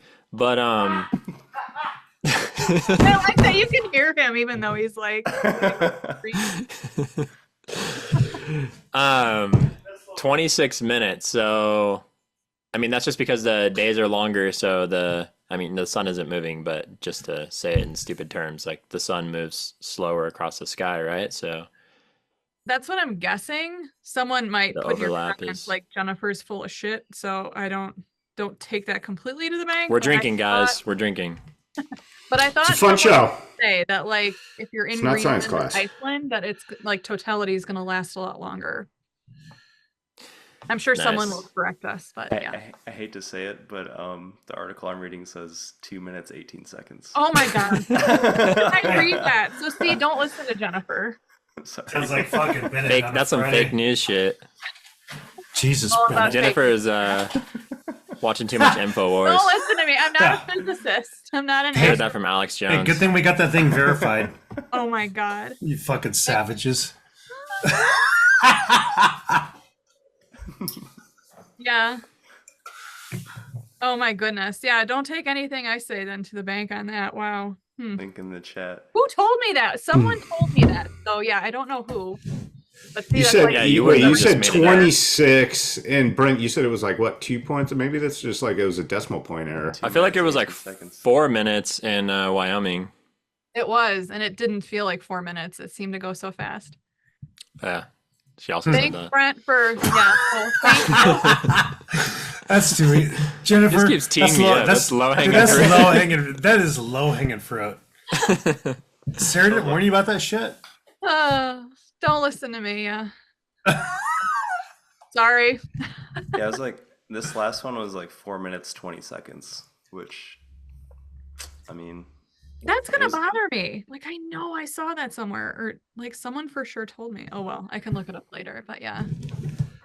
All right, awesome. Yeah, you guys will have me back in 2 seconds. Yeah, Our 2 minutes and 34 Hey, it seconds. keeps it spicy. It totally keeps it spicy. But back to Andrew. This shot is dope as fuck. So I hadn't Andrew, heard I of this guy either. The I depth. started following Oh, him really? a while ago, and he and I have corresponded a few times over Instagram. But I just really, really enjoy his work. And he was kind of at the top of my list to make sure when Eric told me, like, "Hey, some people." And yeah, Andrew is really nice, and his work is stunning. He has a lot of Death Valley stuff that's really stunning too, because he recently just returned from a trip there. But yeah, Andrew's pretty cool. His work. Yeah, his feed's it's his. That's a really good pick. His feed is super legit. Yeah, This almost I looks like love a his trees. pencil drawing or something. Mhm. Mm-hmm. Totally does. Trees are the one subject that I struggle with out in the field, so I admire anyone that can make beautiful. You're an expert at everything else. Everything else is fucking easy, but trees, that's where Dolphins, you have a little mud, bit and of trouble. fuck trees. I love trees. I wish I need to spend more time in forests. And I mean, I'm not saying that as an excuse, but I mean, since we are mostly in the desert Southwest most of the time, we don't get too much forest exposure. Like I went to the Smokies 2 years ago for the first time ever and was just so overwhelmed because it was so Okay, green. hold on. You live in Colorado and you run workshops in the fall in Colorado every year. Aspen forest, there's pine Yeah, trees. I You're shooting struggle. forests. You're being I weird. don't know. They're just not my. I need to spend more time. Like Yeah, and that's embarrassing too. We run workshops like usually in the fall here, and we just Yeah, don't get you're- enough time to photograph. This is bad for business, Jennifer. This is not good Yeah. publicity. Yeah, we're You gonna say have to you- edit this out. You say like, "Hey, I'm just crushing shit in Colorado," I'm but surprised David hasn't run up Yeah. behind the camera yet. yeah, Yeah. Yanked all the Unplug the cables fucking out. internet. Probably embarrassed because I just Oh, said shit. totality last 26 minutes, so he's probably in there going, "Oh my god," probably getting ready to like break up with me or something. he's gonna call Bennett and say, "Hey, we need to like submit some corrections here." I'm so embarrassed. Sarah told me that I would be embarrassed about some things. There's my embarrassing moment right there. Yeah, great. That's not bad. Why was That is not- Sarah saying that? Sarah didn't get embarrassed. We were nice to her. She said it out of love. dude? Had a very good Shit. Yeah, she had some shit. So do you know? where Yeah, this the is whole taken? milk thing and all that. Ontario. I just looked this up. Okay, I was gonna say it kind of reminds me of Midwest, the types Mm. of trees and this type of photos near and dear to my heart. I love the snow and the depth, like Paul was saying, and throughout a snowstorm, like there's a lot of subtle changes throughout, like from the beginning to the end to melting, and I like this stage is neat because it looks like it had just started, and there's enough texture on the trees to still see the bark. We got like the sideways snow where it's actually sticking to the tree trunks. Yeah, Too. and if you walked around these trees, I'm sure the other side would be more bare. Like usually one side, gets the brunt of it. Mm-hmm. So just a cool moment. I relate to it. I see stuff like this in my home, so I like to see others do it. Yeah, I that's just really like good how stuff. the snow, and if that's fog or mist or a blizzard type snow in the back, it just simplifies things. Yeah. Pretty. Those two I trees. like it a lot. But yeah, Andrew's really, really fun to follow. So good. Yeah, I'll have work. to check out his work. Definitely Definitely worth a doing. promising sample. Mm, Oh shit. I love Julia's stuff. She's been on my Julia. short list for a while. yeah. She been Have we on the had show? her? Yeah, I think she did one of the early episodes. I think we. Maybe one of hers at the most, Yeah. but I didn't think we had. Been killing it. Yeah. Obviously, as If a we have, geographer, she's worth featuring again. Oh yeah, for sure. columnar basalt is fascinating to me. Yeah, I know this spot too. I photographed the same exact spot in Iceland. When I look at the bottom of the frame, it looks like I'm looking at a wall, and then when I look at the top of the frame, it looks like I'm looking straight down, like at the Mhm. floor. Does anyone else Right. like that? Yeah. Yeah, it's like some stuff is sideways, some it's like MC Escher Yeah, or something. Uh-huh. it's like Paul's beer can. Yes. It does kind of look like your can art. Or like Picasso, how he would have like weird perspectives combined together. Yeah. Like the profile of a face and then like straight on. Yeah. It looks like a city too if you look at it really quickly. Like you can see a skyline there and buildings. It's just fascinating. Yeah, I love Mhm. This this. is probably one of my like favorite geologic formations to see. I've never obviously seen quite a nice one like this. I know when I get to Iceland, that's the top of my list to go out and see this stuff. Yellowstone has like a tiny little patch of this. It's not this defined as you're driving up to Mammoth, but it's like it like overhangs like the road. And if you stop there, someone will probably hit you with a car and kill you. So I can never like get out and like investigate it. But I've wanted to take like my wide angle and like get under the shelf and like point up. But yeah, not at the risk of my life in that park. But Do yeah. what it takes to get the shot. that's right. Stand in traffic. Yes. There's stuff like this I've seen in Oregon around waterfalls. Oh, that's right. Yeah, Maybe there in is some in Oregon. Yeah, like Yeah. Abaquah Yeah, Abaquah. Especially in the winter. and Northern California too, like around Yosemite. No, Paul, this stuff's there Devils. year round. It doesn't like melt or anything. No, but I like it in the winter because you get that ice and white like snow on it, and it just creates more depth. Yeah. But I know exactly what you're talking about. It's such a great spot. Such a I don't great know if spot. it's still in my portfolio, but I had a photo of this exact same spot. Yours was more zoomed in, right? Oh, you remember it, Brent? My Yeah, I number one do. fan. Yeah. It has golden light too. Oh, No, yeah. that's a different one. But okay. I had one like I can see my composition in this one, but I don't know if it's on there anymore. I don't even know where I would find it in my website. I have like a million fucking photos now. Oh no, here it is. It's called Metropolis. But Oh, yeah, Oh. Julia's is way better. Yeah. Thanks for showing us. that's what I was getting at. Yeah. I can see the bush. Yeah, I can see the bush. That was I great. Yes. mine's like the Someone's bottom gotta, left corner. Someone's got to give it to Eric. That's right. That was just so like cool, calm, and collected. Like bam. He's done that to me like 100 times. Okay, thanks, Brent. We'll see you later. We don't need you anymore. Yeah. Abrupt ending. Go back. Hey, go back to your fucking coffee, bastard. Decaf of all things. I was hoping Son he'd of have a some bitch. caffeine so he'd be more energetic. I'll take my coffee to Beans and Scenes. Yeah. I mean, Yeah, you're like, I'm out of here. Beans and scenes. I'll take my beverages elsewhere. Thank you.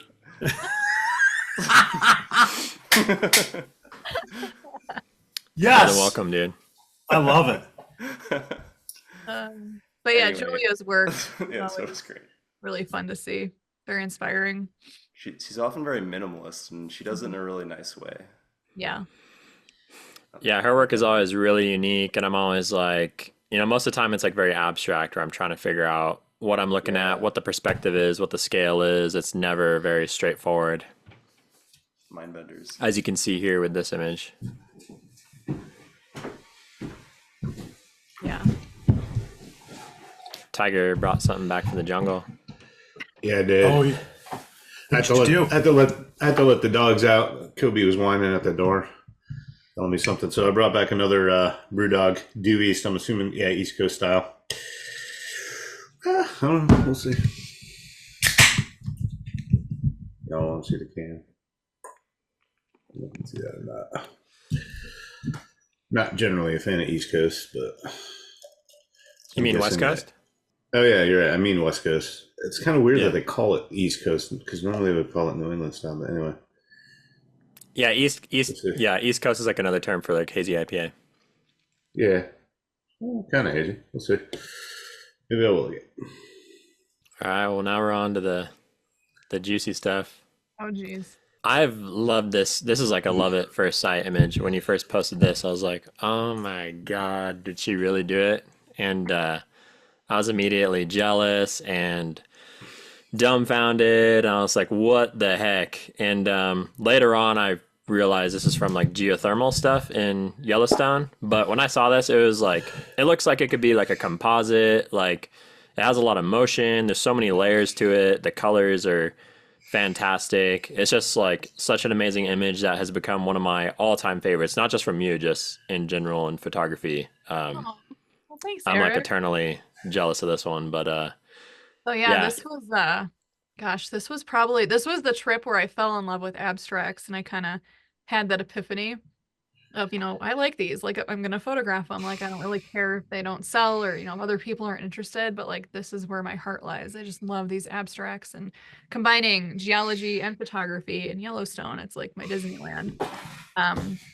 Yeah, I don't, and I had no idea what these were. I think they're just little bubbles that were trapped in the like little stream coming off a thermal feature. I have visited this spot every single year, multiple seasons a year, and I have never seen this again. It's completely Okay. different now. Super And, dope. So they're Yeah. actual like air bubbles, like gas bubbles or something. They're not Yeah. like a physical, Because if like you, I had to use like a higher ISO because they were actually kind of like, they were bubbly, like they were moving, they were constantly. and the water looks stuck like in it the was same rippling spot, too. but they were like continually like amorphing into like little shapes. So I had to kind of use a higher ISO, faster shutter speed to like capture them in the moment. And actually, our trip in January, I walked down the same boardwalk and saw bubbles, but it had completely changed. It's now like green and brown. But the bubbles were back, so it was kind of fun to see. And I think that's one of my favorite things about visiting Yellowstone is that you never see the same thing twice. Like, I mean, I know Agreed. the same, but those bacterial mats just change season to season, and it's just been fascinating to watch. Wow. I'm glad you Is picked this- this, Eric. This was What time of year like- is this? This was fall. Okay. And actually, some of the I mean, I don't know for sure, but I would assume this was during, I think, when Glacier was having a heck of a fire season. The skies Mm. were like bright orange every single day in Yellowstone. I mean, it was I was just, gonna ask, like, if it that's was kind coming of from the light, the apocalyptic. color of the water. But yeah, you'll notice a lot of my images from that time, and even some that I haven't even posted yet. I mean, this was 2017, if I do believe. I think, yeah, 2017. It just, it was unique in the sense that there was just like an orange glow across everything, no matter what time of day it was. So it kind of put an interesting spin on some of these scenes. Like Grand Canyon of the Yellowstone, at sunrise, you get all the mist rising up from the fall if you're standing on brink of the lower falls. And all of that was just like orange yellow, like every single morning, just because the sky was so orange from the fires. Wow. Are you like surprised that I picked this one, or was this one that was like received fairly well from your audience and stuff? I am a little surprised actually. Like, I mean, I like this one. I don't think, I mean, again, you cannot use social media as a barometer, but yeah, I don't think anyone got too excited about this one. But it's one of my favorite little abstracts. But no, I'm honored that you like it. David Honestly, has one too, but this one was in my top like 5 when I was picking images from you. I almost picked this one too. I think aw, it's incredible. thanks, Brent. It's so unique and it's mysterious. Like the mystery is what really keeps you looking. Yeah. Yeah, it's incredibly abstract. Did you And ever it's feel funny because like like now that I look at this, I mean, I've, stared at it for how many years, but now that I look at it, like all of a sudden now I think, it almost looks like planets too going along there like yeah, these. And I've never thought of it that way. your watermark Yeah, it's hits one of the those bone images you here? just stare at for hours. I'm glad you mentioned that, Mikey, because I did want to actually just sit here and stare at this for the next couple of hours together, if you guys don't mind, Yeah, Yeah. let's do it. in You can silence. virtually hold hands too. As we drink, the, perceptions might change the image. So as we go, It's starting to like kind of pulsate right now. Paul's probably microdosing, so Yeah. Wait, what are these Pro- little pieces pro- of paper in my beer? Probably. definitely. I got another one. I got a persona to keep up. Oh, fucking Yeah, Brent you do. Clark. Motherfucker. Let's see it. It's an athletic, so it's an NA beer. Witt's Peak, it's Belgian. I haven't style. had that one yet. It's my favorite, honestly. It's one of my favorite. So that's a NA wit, beers. Belgian wit beer. Yeah, Belgians are among my favorite beers. So I'm I'll have to give that one a glad I try. have one. Cheers. Yeah, their stuff is really good. Their 2 IPAs are pretty solid. This one's a no-go. This one's not good at all. Drain pour. What? Yeah, well, I mean, it's not gonna be What? a One drain into the pour, dog bowl. but yeah, actually, that's not a bad idea. Yeah, no, it's not. Yeah, whatever. Got to roll the dice with them. If you go to Yellowstone, you go to like the geothermal features, pour a beer in, and then when you walk away, like photographers will run up and like take photos of it, and they'll be like, "I only saw the bubbles this one year, but they never came back." And they were never Exactly. there again. It's amazing. And they smelled like hops. Huh. Yes. It's obviously like sad because people have died, but it just like it's astounding to me that people like have even tried to get into the like it just screams like Oh. no, gotta like enter. yeah. I'm surprised. Yeah. I mean, I'm honestly surprised there are not more deaths there on a yearly basis. Really? I am shocked. It doesn't Yeah. look inviting at all. It's like, oh, I'm just gonna soak in this real quick, like this boiling, like green. It's like, Smelly. where in bubbling. your common sense did you kind of lose that primal fear of like, that looks like boiling water. Oh, I'm gonna go sit in it. Like, Yeah, maybe they Well, lost. it's they were the bored same about it, people picked it that survive the buffalo selfies. yeah, You know, they survive a buffalo selfie only to get in one of those pools. yeah. They're gonna kill themselves one way or another. Oh yeah, it'll eventually happen. But yeah, I mean, we're there at least 2 or 3 seasons out of the year, and I mean, my gosh, the things we've seen from afar, like, yeah. I've just given up, like, politely, holding people just because, Just like just doesn't do anything. And David locks my windows if something is going on outside, so I can go out and yell. But So yeah. before we move on, this is a triple dry hop, triple IPA from our our boys at Brewhouse. Brewhouse. And this is in collaboration with The Vale, and they're on the East Coast. They're a really great brewery. This one has raw Oregon wildflower and peach blossom honey, and then it also has hops, which it doesn't list on here, but yeah, pretty thick, Interesting. big, 10.3% IPA. Dude, Big guns. You would right. think honey is like maybe like a weird thing to add to an IPA, but I feel like it always works really nicely. Yeah. Honey's good I'm a with fan. everything. Their art is always so good. It's fucking metal. Yeah. dude, it's Yeah. so dude, Super metal. it's so metal. And like when you go down there, it's just like you're in the fucking you're right Dungeon. in Mosh you're in pit, the what do they call it? The pit. It's Yeah. just I was there last night and it was just like It's like a black church, right? Like Whoa. kinda yeah, and I'm thing. eating fish tacos and I'm like getting aggressive about it. I'm getting mad. I'm Nothing getting more dude, demonic. dude, than I'm fish drinking tacos. beer. Mahi, I'm eating man. fish tacos and I'm fucking mad about it. Fucking mango salsa, man. I'm like, I'm leaving and I'm gonna kill somebody. I don't even give a shit. I don't even give a fuck. So some tacos. Damn. I'm serious. It's so Fired crazy. up. I'm so fired up when I'm leaving there.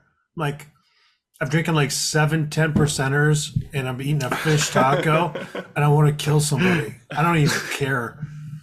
And Jennifer, I'm looking for some fucking mud. Let's do it. Yeah. Let's fucking go.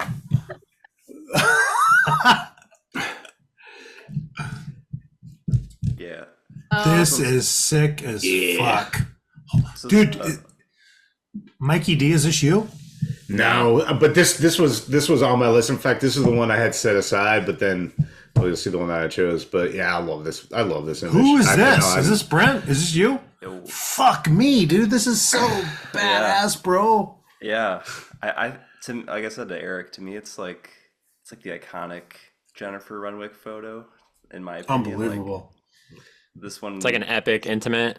Exactly. Yeah, look at It's like Jennifer. a- She's like, hey, fuck you, bitches. I know. She's all. She's like, many "It's all right." styles, It's all right.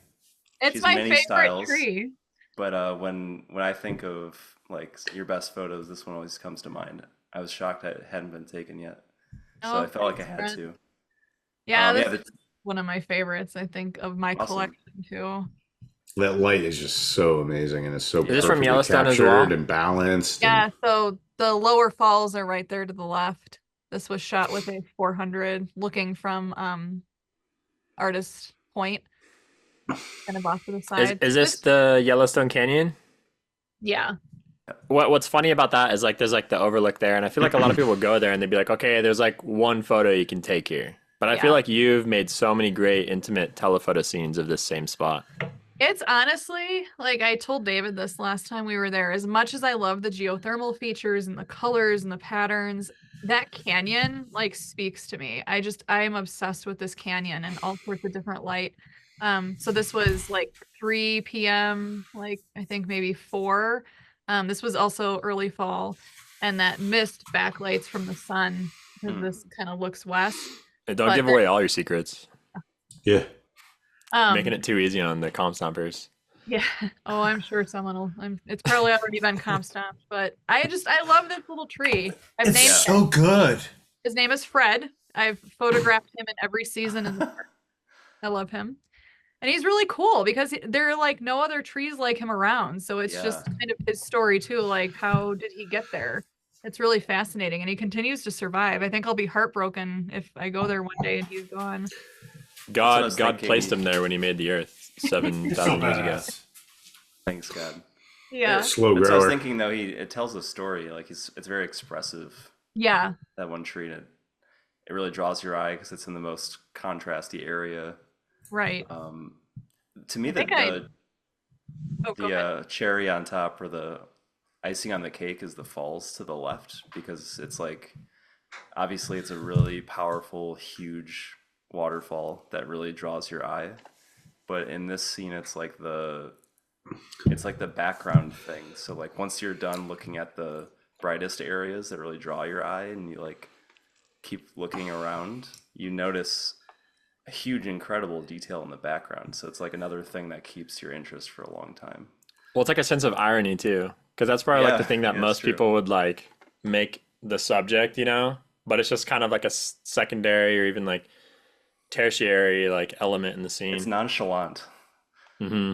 It's like, Yeah. oh yeah, and by the way, there's, you know, big ass Giant waterfall in waterfall. the Yeah. It's like shaking the ground. Yeah. So And the way it's composed, you have the sense of scale of it too, you know, because that's the other thing that could easily It get feels lost. big even though you can't see the whole thing.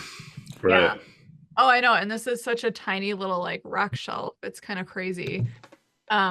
So there's a story with this one. So I saw this shot when we went. I think we were just kind of like scouting and we wanted to see what the light looked like in the canyon that time of day for our book that will eventually someday get out.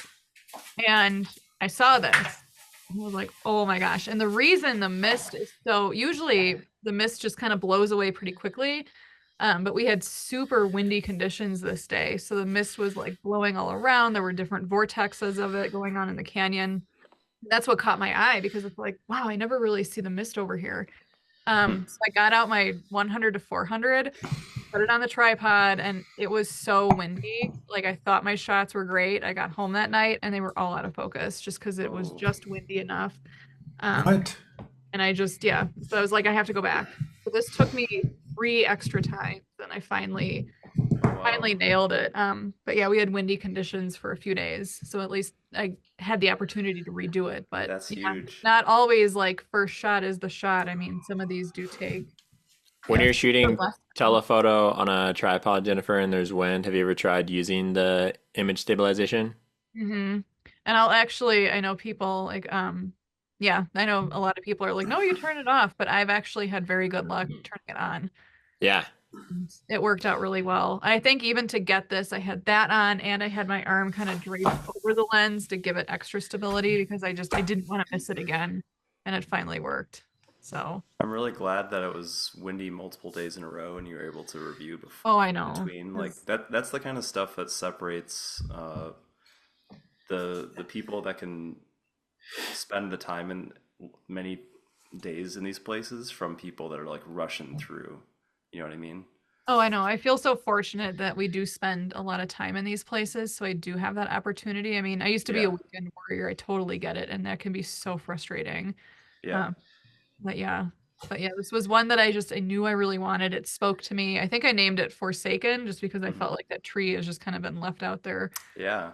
But it was super Exiled. expensive, and that's why, yeah, I fell in love with this scene and the tree, and I gave him a name. So yeah, that's Fred. Say hi to Fred next time you're in the park. Forsaken Fred. What an epic name. So good. Alliteration, even better. See, didn't even think of that. That's so good. That's what I'm here for. Yeah, that canyon has so much to offer if you just simply take some time to look around and You have a crazy ass like rainbow one too that I really Yeah. like. I think there's like a bird in it or something maybe. like the Or birds. Yeah, Yeah. that was another obsession a few seasons ago.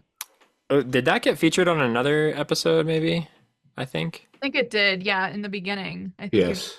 heard that. Yeah. Sarah, Yeah, I somebody think either should- like Sarah or Alex maybe, or maybe just one of us featured it in one of those early episodes. Yeah. Yeah, that one. I know took we a few featured years Jennifer ago. early on. Yeah, really good stuff. Oh So- shit! Oh, I love this shot. This is mine, Jennifer. nice.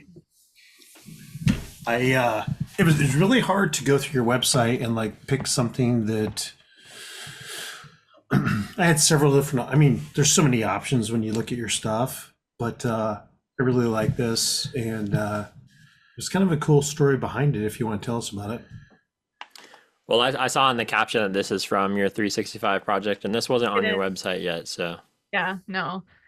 Yeah, this will come out hopefully in the next month or two. Yeah, I've got so many of these that I haven't posted on social media and they're not on the website. They're all new So images. essentially, you just challenge yourself to take a photo every single day, like of a calendar year, or Yep. So I decided that, during COVID, I think a lot of us kind of realized like just getting out into nature for even like 15, 20 minutes a day kind of did wonders when we couldn't go anywhere.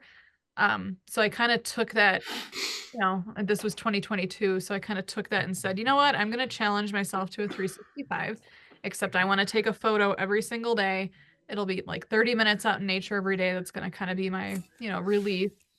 And I wrote a journal entry about it after taking the photo and then processed it the same day. And then that's what the ebook is. So it's going to be like 790 pages. But what it is there will be one page completely with the image, and then the next page has a smaller image in the corner of that image, and then my written journal piece. So everything's been like everything. That was the whole point of my project. In one day, I took a photo, processed it, and wrote a journal entry. So last year I just got behind on everything, and the editing of all my journal entries is taking a long time, but I'm not writing them like as I go now. I mean, they were all written on the day. And it was a great project. I mean, I learned to photograph things and subjects that I never would have photographed, like pollinators and flowers in my yard. And it really just encouraged me to kind of get around my home here in Golden and, photograph on hikes and subjects that I normally wouldn't do. But we were in Zion for this one. And it was a super cold night the night before. So we knew heading to the east side, we would find ice. And anytime there's that reflected light and that blue sky reflecting on that ice and you combine it with mud, I'm there. But yeah, this was probably one of my favorite photos from that project. Have you continued to journal every day since then? No, I'm sad to admit that once this project was over, I was like, oh, it was a lot, and I would challenge myself to do it again. And, putting it into the ebook has been kind of rewarding just because, they're not just like today I went out and photographed a flower. Like it usually incorporates like some memory from my past, something I'm feeling that day. Or it might be like today we traveled and, at the rest stop, I got out and photographed these weeds. But it's kind of fun to read back through because it was, almost 2 years ago now. Oh, it was 2 years ago. And yeah, it's just taken me a while to put it into the ebook. Like it sounds so simple, but it's just taken a while to kind of like edit and make sure things look nice. But it'll be out hopefully in the next few months. And it's just for people to read. I had some negative Nancy's because I was posting these on social media every day. And I told everyone, I said, this is a project. These are not gallery winners. You had people giving you shit for it? Oh yeah. Really? What? Oh yeah. I said, these are not all of these are like gallery worthy. That's not the point of this project. The point. I never saw an image that I felt was like low quality or anything. I was amazed and really impressed by everything that you did. So I'm really surprised. Thank you. No, I mean, there were definite, like flowers I had never photographed before. So you can kind of see like my progression through the book on like photographing those and playing with like different depths of field and different lenses. But, I was posting these every day to kind of like hold myself accountable. And there was Yeah, what's an example of like something negative that someone said? Oh, I will. Yeah, you guys will appreciate it. So, I literally wrote that. I said, this is a project for me. It was just a representation of what I go out and see with my camera, following flashes of perception. These are not intended to be like my latest and greatest like hits. They're just an accumulation of my adventures and my journey for a year with a camera. Said it plain as day. And I posted one image from Utah when we were driving back from Death Valley. It was I think it was like March. So you get a lot of that virga and those storms and the storms over the LaSalle Mountains. And I processed it in black and white because the virga and the clouds looked like a wave. It was really pretty. At least I thought so. And I didn't care what anyone else thought. And I posted it and someone wrote, yeah, this doesn't do anything for me. And I was like, I don't care. Like, do you not see what I just wrote? Like, if you have nothing to say, then just don't type. And also, like you're not forcing people to follow you. Like, people can follow you if they want to or not. And then it's like, when you're kind of giving them what they signed up for, they complain about it. Like, yeah, it's like, like just keep scrolling. As if okay, you're like obligated to them or something, or. Right. Well, my favorite comments on top of that one, this happened a few times. People were like, yeah, I can definitely tell you're like sitting at home in Denver because your work's gone downhill. And it's like, okay, like, thanks. So I stopped posting. Ron Coscarosa, actually, the guy that said uninspiring or didn't do anything for him, he actually Ron will do that. A piece of his mind, and it was actually kind of funny to read, and it still stands because I was like, I'm not taking this down. Like, go away. Just, leave people alone. It's like I just told you, the whole premise of this project, but there are just trolls everywhere, and it makes everywhere. Yeah. So I don't know if I want to open this whole can of worms, but like I've never experienced. I can't even. Maybe I just forgot about them, but I can't think of a single negative comment I've received on social media that wasn't like obviously from like a psychotic person. You know, like sometimes I'll receive these comments that are just so out of left field. I just laugh at them because like it just doesn't make any sense at all. Yeah. But I've never had somebody like directly criticize my work, I don't think publicly. And so I'm really surprised because I know you've told me like several times, you know, incidences that you've had. Um, do you think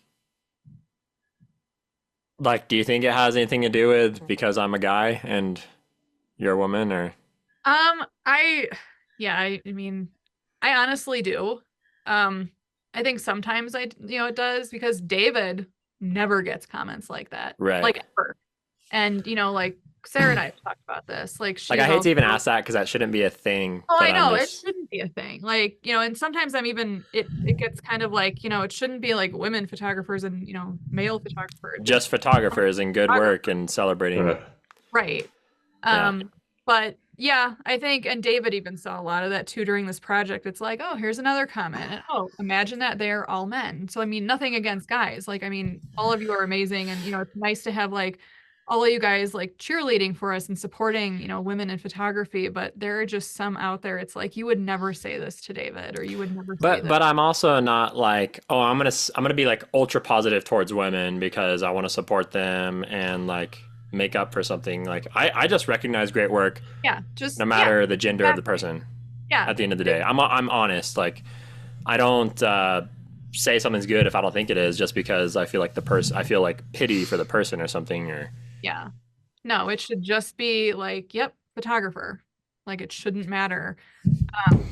We don't see it as often on our workshops, but in the beginning there was a lot of that where a client, sorry guys, usually male, would come up to me. We understand. Hence, I'd say, oh, you want to be doing this in this aperture, try this idea. Oh, okay, thanks. Well, I'll go see what David says. And then they would go with David, and it's like, really? I had a guy once, Jennifer. Well, I had a guy once say, well, thanks, David, for the awesome instruction and the amazing time. And Jennifer, thanks for being a good host. And it's like, really? Like, I'm pretty sure I helped you with like 10 of those shots. Like, I wasn't over here hosting like juicing cookies. Like, really? That's fucked up. It's gotten, we have not had that. We attract very nice clientele. Yeah, it's happened a few times, and it sucks that even has to be. And it's funny because every time, like, in fact, I think even on that post, because I wrote about it on Twitter so long ago, I was like, okay, well, see, these are the comments that I get, so I'm no longer sharing. And some guy was like, yeah, you're going to play the woman card. You just got an unfollow from me for that. I'm like, well, you're exactly the reason that I'm talking about here. So thank you for showing yourself out the door. Like, thanks. Fuck that. That is so fucked up. Yeah. I've gotten much better about it. You just let it roll off your back. I don't even engage or entertain, but it sucks I even have to deal with that because we don't have to deal with that. Like, yeah, it's so fucked up, man. Yeah. And I'm not alone. There's a lot of other women out there that get the same thing, but you know what? They're just trolls, and it says more about them than it does. Absolutely. Yeah. So that's fucked up. Help even things out. I'm going to post bad comments on Eric's photos for Jennifer. Yeah, I'm with you, Brent. Yeah, you and me. Let's collaborate on that. Yeah, let's do it. Fuck Bennett. Would like Jennifer. Garbage work. Thanks, guys. Yeah, you're welcome. That's really disappointing. Men can and should do better. Yeah. Some guy said something to me, like my post. I was just looking to try to remember what it was. I posted on March 11th, so it was a bunch of images, and his comment was, "All sliders all the way to the right?" Question mark. And if you look at the photos, like they're not well, like I don't know, like oversaturated, like, but they're not. They're actually very low contrast, relatively, well, with the exception of one, which was a very dark scene, relatively low contrast and not super saturated. But it was just like one of those stupid little, like, yeah, I don't know, like I don't even want to say backhanded comment, but. And I actually did a post about this because I didn't really get them in comments, but I would get them in messages. these kind of like backhanded comments particularly about Death Valley photos. They would say something. Yeah. They would say something like, "It's nice to see," like basically implying like Death Valley photos are just like a dime a dozen, and like maybe this one was okay. Like one of the ones up. So it was just this kind of like, I don't know, passive aggressive sort of. Yeah. I don't know. It just doesn't sit well. At the end of the day, those are people that fucking suck at photography, and so they're just like angry, and I don't know. Yeah, they're not like all on them. Like, that's really frustrating, though. I'm sorry. Yeah. So see, that was all of us. It's just people just keep scrolling. You don't have to write something like, art is art. Yeah. Let everyone do their thing. Like, who cares? That's a funny thing that I notice sometimes though in my newsletter. Like people subscribe and then I'll send out a newsletter and they'll unsubscribe. Like, sorry for sending the thing that you subscribed to, like, giving you what you asked for. Right. It's so frustrating. By the way, for free. Yeah, exactly. For free. Oh, we've gotten a few ebooks. These people get angry about something and it's like, oh, I'm sorry you didn't like your free product that you signed up for. Right. Sorry. So true. But anyway, that's a rabbit hole. But anyway, I to be totally contrast to that, I've gotten a lot of support, a lot of good feedback on the 365 project. So I'm looking forward to releasing it, and it'll just be nice to get out there. But there's so many more supporters than bad apples, but those bad apples, man, it's like, yikes. What the hell are you doing, Paul? He's just so angry. I was so angry about this session. Punching the wall. I was just like getting mad about it. That brew host beer. Yeah, it's like that. I got some angry music. Got some angry music in the background, and I'm just like fired up. You did the same thing in the last episode. I was like, it reminds me of like that scene in Fight Club every single time that you do that, like where he's down in the basement, like banging on shit. Dude, I do. It's that Muay Thai shit that I got going on. Just fucking ready to fuck shit up.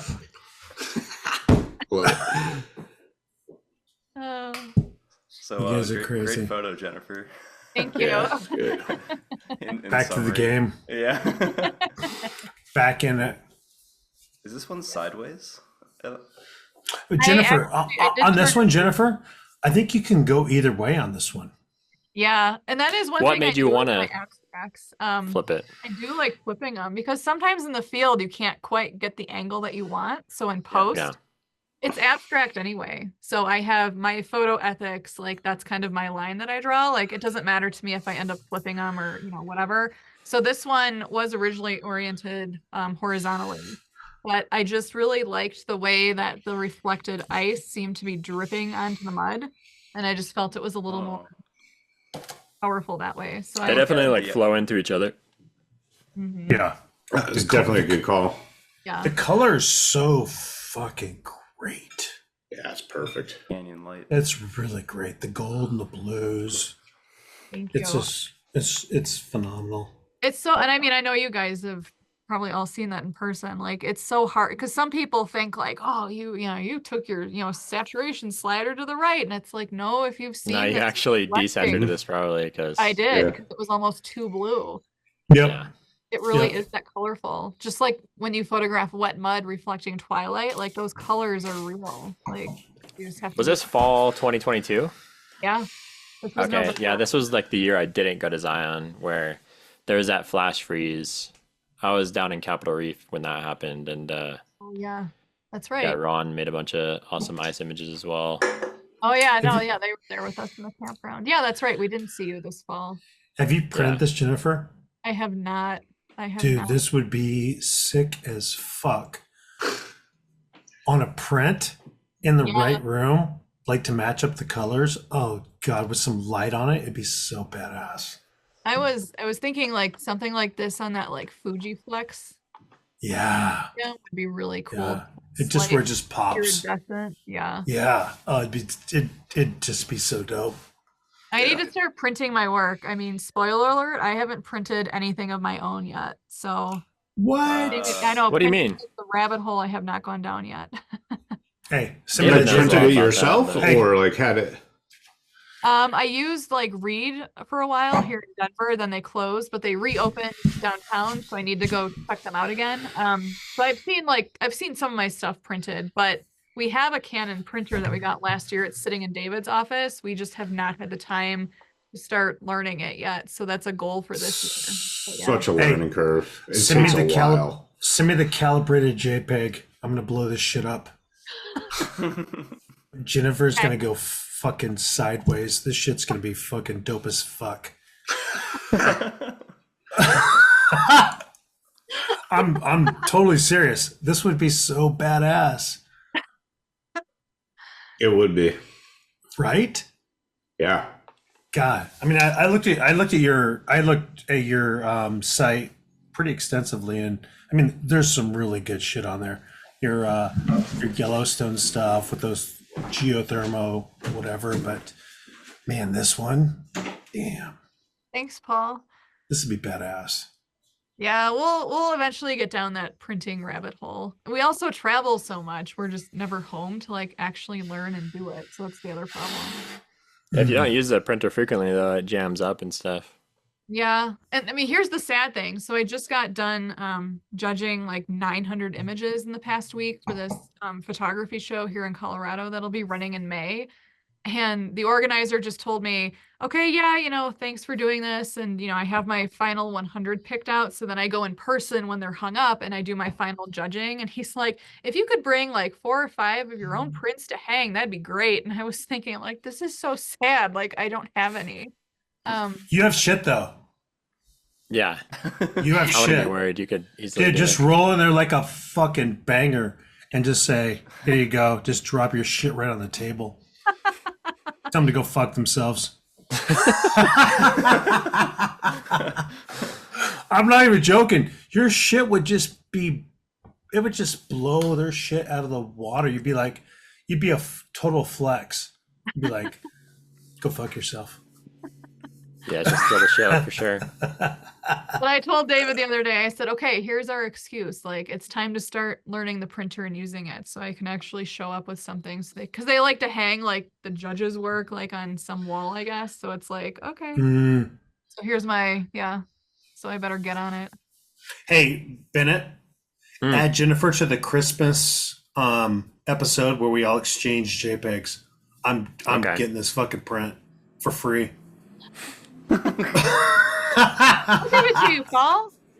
I'm serious. I mean, it'd be so dope. Like if we had an episode where we're all like exchanging JPEGs. This is dope as fuck. That would be fun. Wouldn't it be fun?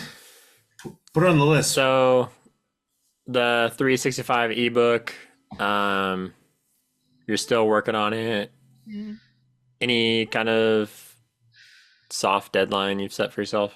May, like Okay, end of May, hopefully. that's coming right around the corner. Yeah. So I'll hopefully release that soon. I need to get that monkey off my back. Like it's just hanging there for a while. Monkey. Yeah. You're flexing.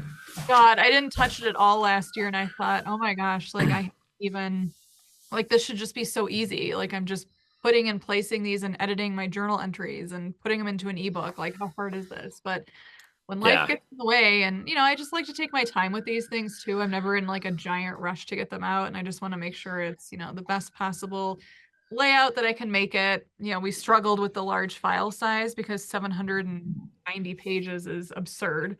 So making sure people can actually download it properly, and so we're trying to figure that stuff out. Because I didn't want to just do like a small image and the entry on the same page because I felt like Got to be full screen. Yeah, they need their own page, so that's why it's so lengthy. I feel like it could be like 2 gigs, Yeah. web see. sized. It's a big PDF. That's cool. Oh yeah. So, Super cool. would you ever do another one? I you, would do like- another one. Yeah, Yeah. I would do. I don't know that I would journal about it every day. Because I mean, in the end, I kind of feel like I ran out of thoughts on this one.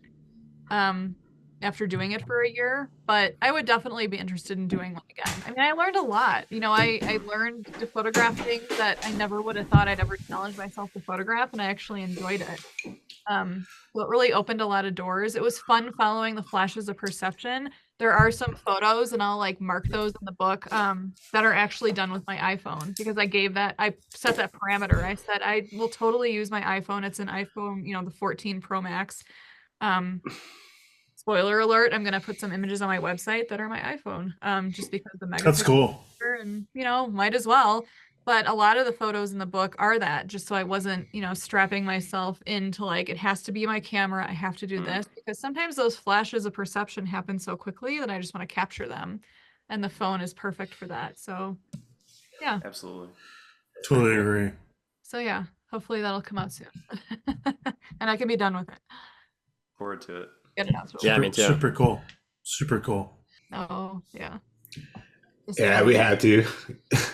So I think I chose this, and like there's no way we're going to do the show without discussing these images and using one as an example. Oh, I mean, I don't really know. I mean, they're such incredible photos, and you know, you really could have chosen any one of them. I love them all. But they really just kind of speak for themselves, just with their uniqueness, the use of the black and white. And I know we kind of already talked about them a little bit earlier, but you know, I thought it'd be kind of interesting to hear like the kind of the genesis of the project and like how it came about and kind of how you did it and all of that. Yeah. So I started this in 2017. So my mom had just passed away suddenly. She had a terminal illness, which was absolutely horrible to watch, but she unfortunately passed away. Were in the middle of a workshop in Death Valley. I had just seen her a few months before. She was back in Illinois. And, you know, we didn't see it coming. We knew that probably in the next few years she would pass away, but this was very unexpected and sudden. So I'll never forget, I was even on the phone with the ER doctor because, you know, they had brought her in from the nursing home. And, you know, he said, yeah, unfortunately, you know, she passed away. And, you know, he said, where are you right now? And I said, I'm in Death Valley. And I think he thought I was making like a very crude joke. And he kind of paused. And I'm like, no, I'm serious. I'm in Death Valley National Park, like teaching a photography workshop. And he was like, oh, okay. So I flew home right away. We did the funeral, everything, and I flew back to Death Valley. David came out to Illinois with me for a while and then went back early to pick up the cats and get the trailer and everything ready for when I got back. And, you know, we got out of there. So for a long time, I actually had an aversion to Death Valley because that incident happened there. And I was like, I just don't know how I'm going to come back here again and photograph. And that was all part of my healing journey. And, you know, I've obviously gotten over it. But we had, you know, David was like, we're getting you the hell out of here. Like, let's just go somewhere completely new and just get you out of here. So he took me to the California coast because I think he thought like, oh, you know, your diving routes and you haven't really gotten to see the Pacific yet. Let's go whale watching. Let's go be tourists and just do fun things. And I was like, okay. So we went and I took my camera, but I had no intentions of doing anything. And it wasn't that first trip. We went out a few more times. Because I had so much fun, just seeing all the mammals and sea life. So we went out. This was probably the 5th trip of that trip, out. And we did a few different companies. And on this day, the boat we were on, we were a little higher and we had completely glassy seas and we had just pods of dolphins everywhere. So I was shooting off the bow of the boat and I had no intention of sharing these like with the world at all. This was just a fun thing for me. You know, I was combining my love of dolphins, you know, and they reminded me of my mom because she's the one that introduced me to like free diving with the dolphins and, you know, my dad and everything. So I thought, you know, this is a nice way to kind of honor her, you know, and take some photos and I'll just keep this project to myself. And David saw these. I think I got about 6 off this one boat trip. And he looked at these and he was like, oh my gosh. He's like, I can't tell you what to do with your art. He's like, but I think you need to get these out to the world. And I think a lot of people would appreciate them. So the backstory with this is I chose black and white. Obviously the subject is because, you know, it reminded me of my childhood with my parents. And I had really good memories of free diving with my mom and with wild dolphins in the Bahamas. But I processed them in black and white because, you know, the grieving process is not just black and white. You know, you've got the dark days, like the black days where you're just completely in a hole. You just feel so full of despair. Then you go all the way to like the white days where you're at peace with it. you know, you've come to accept it, but you've got all those roller coaster days of different gray tones in between. So I said black and white would be perfect for this project because that's what I was feeling. And that's how it became. So it started with 6. They were published in Lensworks, Seeing in Six's second book. And I just kept going. There are some that have clouds on the surface of the water. So the conditions to photograph these guys, I've had a lot of people come up and say, oh, I want to do this. I'm going to go out and do this. And I was, it's like, okay. In the 8 years I've been doing this, I've come away with like 20 images. Many, many, many, many trips out to the ocean, many dollars spent just trying to get the right conditions to line up. A lot of people think these are underwater, but they're all shot from the bow of a boat. The ocean. Yeah, the clarity in them is amazing, Yeah. considering that they were photographed from above the surface. It And there, doesn't look that way. And No. moving, like and it's taken a lot of patience, a lot of miles, and some days the dolphins show up and the water's, you can't shoot through the water. It's like too turbulent. Other days you've got completely glassy seas and not a dolphin in sight. So that's part of the fun of the project too, is, I just embrace any day I get to go out with my camera. It doesn't matter if I come back with anything. Well, I'm sure when things do line up, it feels like a gift from nature. Oh, it's a complete gift. And I've been fortunate enough to befriend a boat captain out of Newport, Captain Nick. East meets West excursions. He's awesome. The dual plug for Captain Nick. And he'll Is he the same guy that Jimmy knows? Yeah, Jimmy. Oh yeah, Jimmy's gone out with us. Yeah. Jimmy Geekus for people Yeah. listening. But he's amazing. He knows exactly what I want, what I need, what the ocean is doing, and he's so knowledgeable. So we've gone upwards to even like almost like 80 miles offshore just trying to find things. And we've had some awesome experiences out there. But yeah, this is an example of a project that I just keep going. So I'm working on a few new dolphin images from last year because we got really good conditions again. And I just keep adding to it. But yeah, they've got a lot of meaning to me, and I think of all my imagery on my site, I get emails about this project the most. It just seems to touch people and, relates to them a lot, even if they're not, huge dolphin fans. It's just the story behind the project and kind of like they've felt similar things when they lost a loved one. But yeah, this is probably my most prevalent example of when you shoot what you're passionate about, it'll connect with the viewers. So I've been passionate about dolphins since I was 4 or 5 years old. And just being able to combine their, how beautiful they are in their environment, bring awareness to the ocean, the situations that they live in, and unfortunately how we're trashing it and putting our seas in peril. But anything I can do to kind of bring attention to that and just how amazing these creatures are and how much they are like us. Yeah. I think I remember when Jack Curran died. I think wasn't he somehow an inspiration? Well, not for the series, but at least maybe the black and white. Yeah, Jack. I remember you doing a post or something about that back then and tying it into this series of images. Yeah, Jack was super nice. He was such a nice guy. He and I corresponded a few times via email before he passed away, unfortunately. But yeah, Jack, his black and white stuff has always been an inspiration. Cole Thompson too. He's been an inspiration. He actually came up to me. I forget where it was. The Moab Photography Symposium, and they had like an image share night, and I shared some of these, and he came up and like tapped me on the shoulder. He's like, "You and I need to talk," and I was like, "Oh my god, like am I in trouble?" Because I didn't know him yet, and he pulled me aside and he's like, "You need to get these into Lenswork," and I said, "Well, they were published like in the Seeing in Sixes," and he's like, "Oh, okay." He's like, good. He's like, because yeah, you need to get these out there. And yeah, Cole's super supportive. But yeah.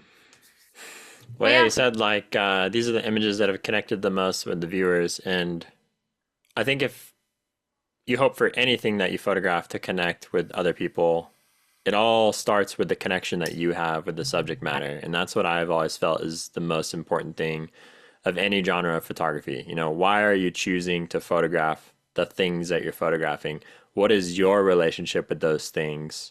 right. Because that's like, despite, incredible, impeccable composition or really dramatic lighting, that's like the ineffable quality that will determine how people feel about the photograph the most. And how things make you feel is definitely the most impactful part of them. Yep. Completely agree. Yeah. Absolutely. Yeah. You got it. When you connect with your subject, the viewer will see that, and it elevates it more than just a snapshot because you want them to feel You want them to see your connection and your passion. And yeah, I'll take I think it the just inevitably comes through. But if it's not there, you can't fabricate it either. no, not at all. It feels I've very. had some people tell me, well, these would be nice if you hadn't centered your subject. And it's like, oh, yeah, we're not going to go down that rabbit hole. But okay, You get thank all you. the haters. I know, You wouldn't, if you weren't connecting with your subjects, you wouldn't try so many times to get on the boat with the perfect conditions. Or obviously, you in Yellowstone with like geothermal features. Like, why would you, if you weren't connecting, why would you hang out around stinky holes so many times? Yeah, why go back more than once if you already got, Yeah. extracted what you needed from it? yeah. And So that's what fuels my photography is just number one, my curiosity. Two, just my general love and interest in a subject. Like, I've had people tell me, well, this stuff's not going to sell. People don't want to buy mud tile images and abstracts. And I say, well, that's fine. I always ignore that. Well, I mean, Nobody it's knows my what's going to goal sell or not. either. Like it's it's what I enjoy photographing. I'm not in it to, sell something. And I've talked to many gallery owners that often have told me that, while they enjoy what they do in their galleries and, they know what sells, sometimes they get tired of photographing what sells and then they can't really share their own voice because it doesn't sell. So, I mean, What's the point of doing it yeah. at that? And that's, I had one friend who was like, I don't know what I do about that. And I said, well, try to, carve out some time for yourself. Just make sure you take a day and go photograph what you like. Don't worry about that particular day, like what's going to sell in your gallery. Like, don't lose your voice, and I know that's very hard to balance. Like, I totally get it. Like, gallery life is super hard, and those that are super successful, I mean, that's awesome, and I'm envious. And I mean, it's a hard path to follow, but I'm not driven by that. So, first and foremost, I photograph what I enjoy and I connect with, and that's what fuels my photography, and that's what's most important to me. It shows. Thanks, guys. It's too bad we can't all be like Peter Lick. Bring him Yeah. back. Yeah. Haven't seen him in a while. We'll have him on the show at some point. Well, we Dial 'em kind of up. had. Dial 'em True. up. Yeah, he joined for the Halloween episode, but Yeah. I want to see what he would pick for his images, Mm. Like what's inspiring him these days. I'm sure it's very profound. So I just wanted to throw in one more because there's another one that I was like really blown away by when you posted it. Because like this from Zion, one of the typical things that everybody does, as well as myself, is like photograph the trees against the canyon wall. But then this was like kind of a take on that kind of scene, but completely different, where you photograph the shadow of a tree on the canyon wall, and it's also like so pronounced and just visible and everything, because sometimes shadows, like, they look cool to the eye, but they don't translate in the photograph. They don't draw enough attention to be the actual subject, since it's kind of like a ghost thing, or it's like negative space. But here this worked really, really well, and so Thank you. it was also different from the other ones. Yeah, this was Zion in winter 2021. We were just coming off of like all that COVID stuff, and still a little bit of like unsure of like what our careers would look like, and if we'd be able to kind of like hop back into it. So I was feeling like super melancholy and I don't know, very dramatic. And I spotted this. So this was February, so you could still drive your car up the canyon. You didn't have to do the shuttles, or they weren't running during the week. And we were stopped somewhere, and I saw this out of the corner of my eye, and I was like, oh my God, stop the car. And like, the next pullout we get to, we have to stop. And so we pulled off, and I like ran a quarter mile down the road to catch this. And and in fact, this was a one-shot deal. Like, I got this shot, and as soon as I did, the sun went behind a cloud and they completely disappeared, and I waited for another hour and a half. And the sun never came back out. So I caught this at literally the only moment that I could, and I'm so thankful that I ran and caught it. It's like an apparition. But they just look so, ghostly, and it's just so cool because you don't actually see what's creating the shadow, but there they are. And then there's no trees in sight. So that's what drew me in. But yeah, that was a fun one. I was in Zion semi recently. I remember I saw a shadow on the wall, and I thought of this image. It's like, oh, Jennifer Renwick, she already did that. I can't do that any better. I've looked like other seasons too, and I haven't been able to find any more shadows. Even this spot, like I've just to see it. And actually, no, I take that back. We were there, gosh, when we were there, it was a different time of year. Oh, it was early fall. I did see this, and I don't know if it was the angle of the sun, but something was different, and you didn't get quite this. So it was kind of fascinating to see that it was just serendipitous that I got it that day at that angle and that time. But Yeah, yeah. it's just one of those photographs that you can't plan for or anything. It's just the one of those pure moments where you just react to Yeah. what nature is doing. Yeah. Photo pills can't tell you the No. shadows on the wall of the canyon at No. every moment. Goodness. If we ever get to that point, yikes. I can't even imagine. And the way the detail is on the wall with like the desert varnish and stuff, it almost looks like a small scene, but then because of the size of the shadow of the pine tree, you realize it's a lot grander. Yeah. Pretty I'm a trippy. sucker for those big red walls. They're just so fun to frame things with and just, yeah. And I desert love the varnish. cool tones in here though. Oh, that desert varnish picks up like the blue in the sky. It's crazy. But yeah. That's so good. Well, thanks, guys. You picked some of my favorite dishes. Awesome. I'll get new ones on the website soon. There you Don't go. mess around. Don't mess around, Jennifer. I also have I'm way behind. I'm like 2 years behind or something. And That I'm makes me feel curious. better. I'm curious if you ever feel like, I ask because this is how I feel, but like, do you ever feel like what people are seeing of you today is like no longer who you are? Well, Or that's a like good they're like some of your best work is hidden away in the vaults and no one's seen it yet? I don't, I mean, we all definitely evolve on our photography journey. I don't think I've evolved too much past, kind of the subjects that I like. I definitely have a lot more photos. I mean, my God, if you guys could see my backlog, it's actually very embarrassing. I have currently 29,862 images that I haven't even gone through yet from the past 2 years. Shut your face. No, I wish that wasn't true.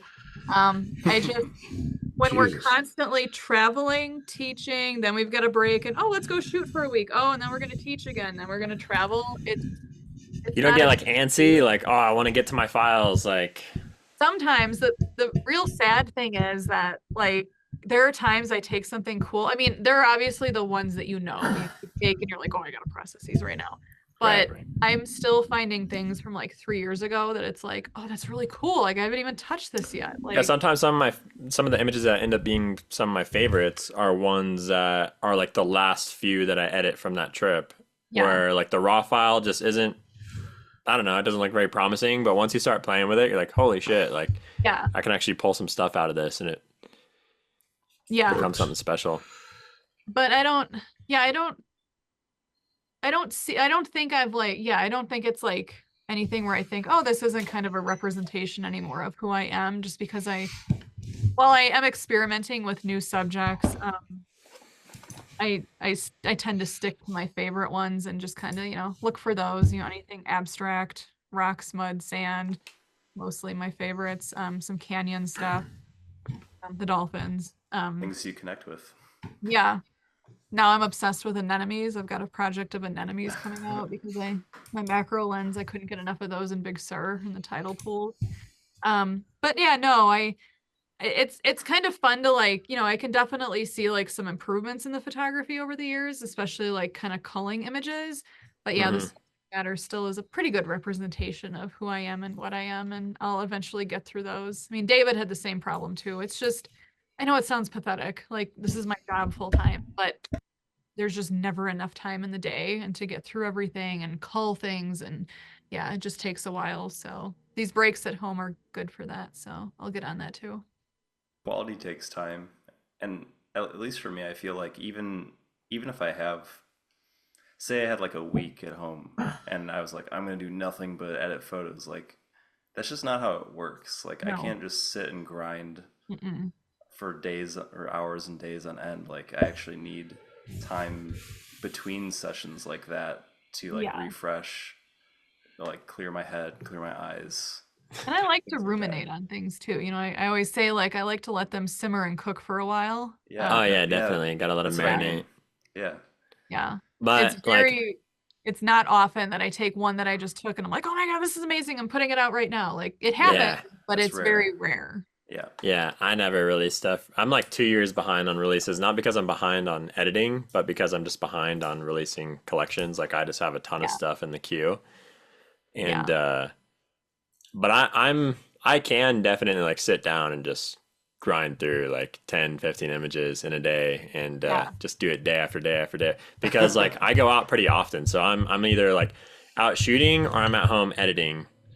And then like yeah, I just always have like a ton of stuff to edit. So whenever I'm at home, I'm just editing or I have writing projects and other things too that take up my time, but I feel like editing is the one thing where I don't depend on like being in the mood. I'm always in the mood to edit. I can always get into it and I always feel inspired for that. But like writing or other things, I kind of wait for those days where I'm really feeling it and then I'll take advantage. But I know you would talk about slaying, like you and like Matt Payne. I talk about this all the time. I'm like, if I had like, I don't know, just a little bit of that energy that you guys have, like you guys, I mean, like boom, boom, boom, boom, boom. Like you guys have so many irons in the fire and you get things done so quickly. It's like, God, I wish I could be like that.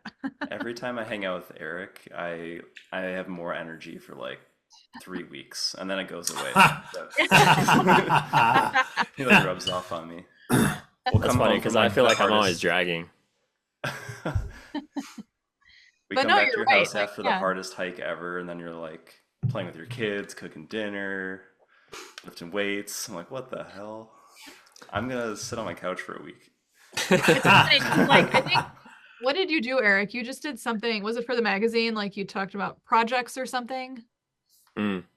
Because like yeah, we needed someone like super quick and like you jumped in at the last moment and David was expecting like, oh, I just told him Oh, I about did this. a project review. Yeah. Yeah, that's right. David, you had it to us like that night, and David's like, how the hell does he do this? I'm like, he's magical. Like, I don't know. Like, I think he gets his kids to do it. He's got like a bunch of kids. AI. Put him to work, man. He's subcontracting. Review these photos. Mike, what about you? From my perception of you, Mike, is that you go on a trip and then a day later you post like 80 photos. Yeah, because we just did our Yeah, Utah you trip would and he's think already that. posting stuff from Yeah. that. Like, what the hell? How do you do that? No, dude. So I don't know. Like, I do definitely need to be in the mood. There's a lot of times I'll sit down and edit, and I'll spend 5 minutes on a photo and be like, this, like, I like the image, like, I know it has potential, but I'm like not feeling it today. So I probably sit down and at least try to edit, probably every other day, but most of the time it doesn't happen. And and I'll just, I don't know, release one a day. Lately, I don't know, like my Death Valley stuff, I kind of released in bunches. I tend to work more in fits and spurts. And when I do edit, when I'm like really kind of like in that groove, it'll be kind of like what Eric was saying. I'll just sit down for like 6-8 straight hours and just crank out a bunch of them. And then what I'll do is I'll post like one every other day for like 2 weeks, which kind of I think gives the perception that I'm just like factory, like machining these things out, but it's not really that way. It's just kind of how I release them and how I work, it's just like one day, 10-15 images, and then kind of release them over like, 3-4 weeks. Got it. my mood, it's nice to hear Mike say that because like I kind of work like that too. I definitely have to be in the mood. Yeah.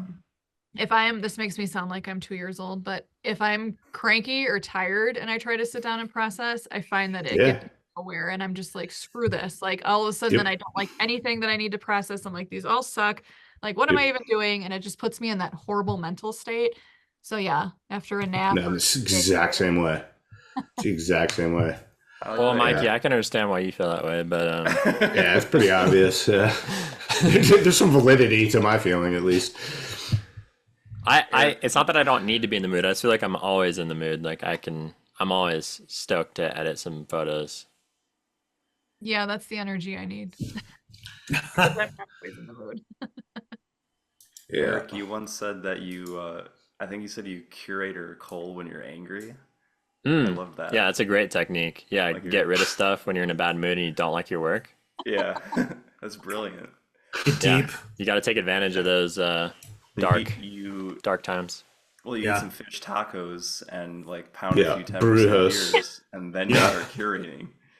Yeah. Just get that music going. Just get dirty. Just smash your hard drive with a freaking baseball bat. Like, The key Bennett is knows. fish tacos. Bennett knows what's up. Yeah, just axe an entire portfolio on your website. show his boss. That's right. Oh, yeah. Yeah. Well, that makes me feel better. So yeah, no, definitely need to be in the mood. Yeah.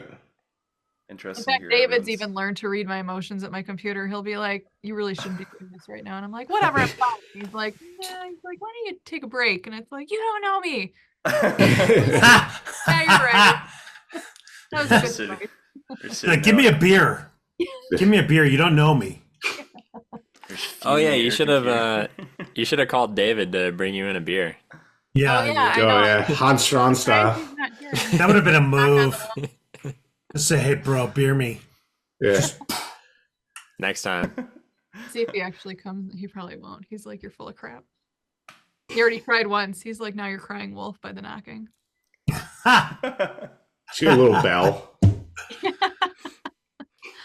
Poor David. You guys should get David on the show. That'd be fun.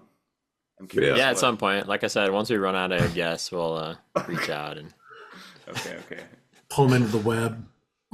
we got a long list right now. Well, I've got the embarrassing pictures, so That's There perfect. you go. I bumped Yeah, him we'll up the get those. Should be subcontracting that freaking episode. list. yeah, that'll be a good time. Well, For good sure. stuff, Jennifer. Thanks Thank a lot you for Yeah, guys. coming on. This was really fun. Yeah, Yeah, Thanks for glad you had coming fun. on, Jennifer. Thanks This for is so having Yeah, we good. had fun. Great Great image images. selection. Yep, for sure. Yeah, Pleasure. great conversations with you guys. I respect all of you photographically. I've followed you guys Thank for you. a while. In fact, when I was picking images, I have like a saved thing in my Instagram, and like Paul, I've got one of yours, Mike, and actually all of you, obviously. Like I have stuff, and I was like, "Oh, I want to do this," and I'm like, "Oh no, Eric said new people." I'm like, "And you guys are already here, but just know that you guys are all an inspiration to me too, and I love following." Awesome. Thank you. Thank you. Yeah, He's He's Uh, like, don't include those dirt bags. Anything but that would be good. well, shout out to Jason Pettit and Karen Waller and who was the third person that David David Southern. Yep. Yeah, because we've featured their work a lot of times, so we didn't use those images, but yeah, definitely great photographers, and we love their stuff. Yeah. Absolutely. Sure. Cool. Oh. Well, cheers, everybody. Cool. Ah, cheers, guys. All Thank right. you. Cheers, guys. Cheers. Till next For time. fun. What do you mean till next time, Brent? That's weird. Figure It's of speech. uncomfortable. It's really You're just uncomfortable. filling man. in, buddy. Don't get used to Yeah. it. Don't get comfortable in that chair. Go earn your keep, dude. Hey, hey, Oh, you said, I like Brent. I've got to vote for Brent. We'll make our own Brent? show. maybe you start slapping the bass in the intro. We'll look at Oh, you. yeah. There you go. Yeah. Got it. We've seen the shit. We've seen it. Back there.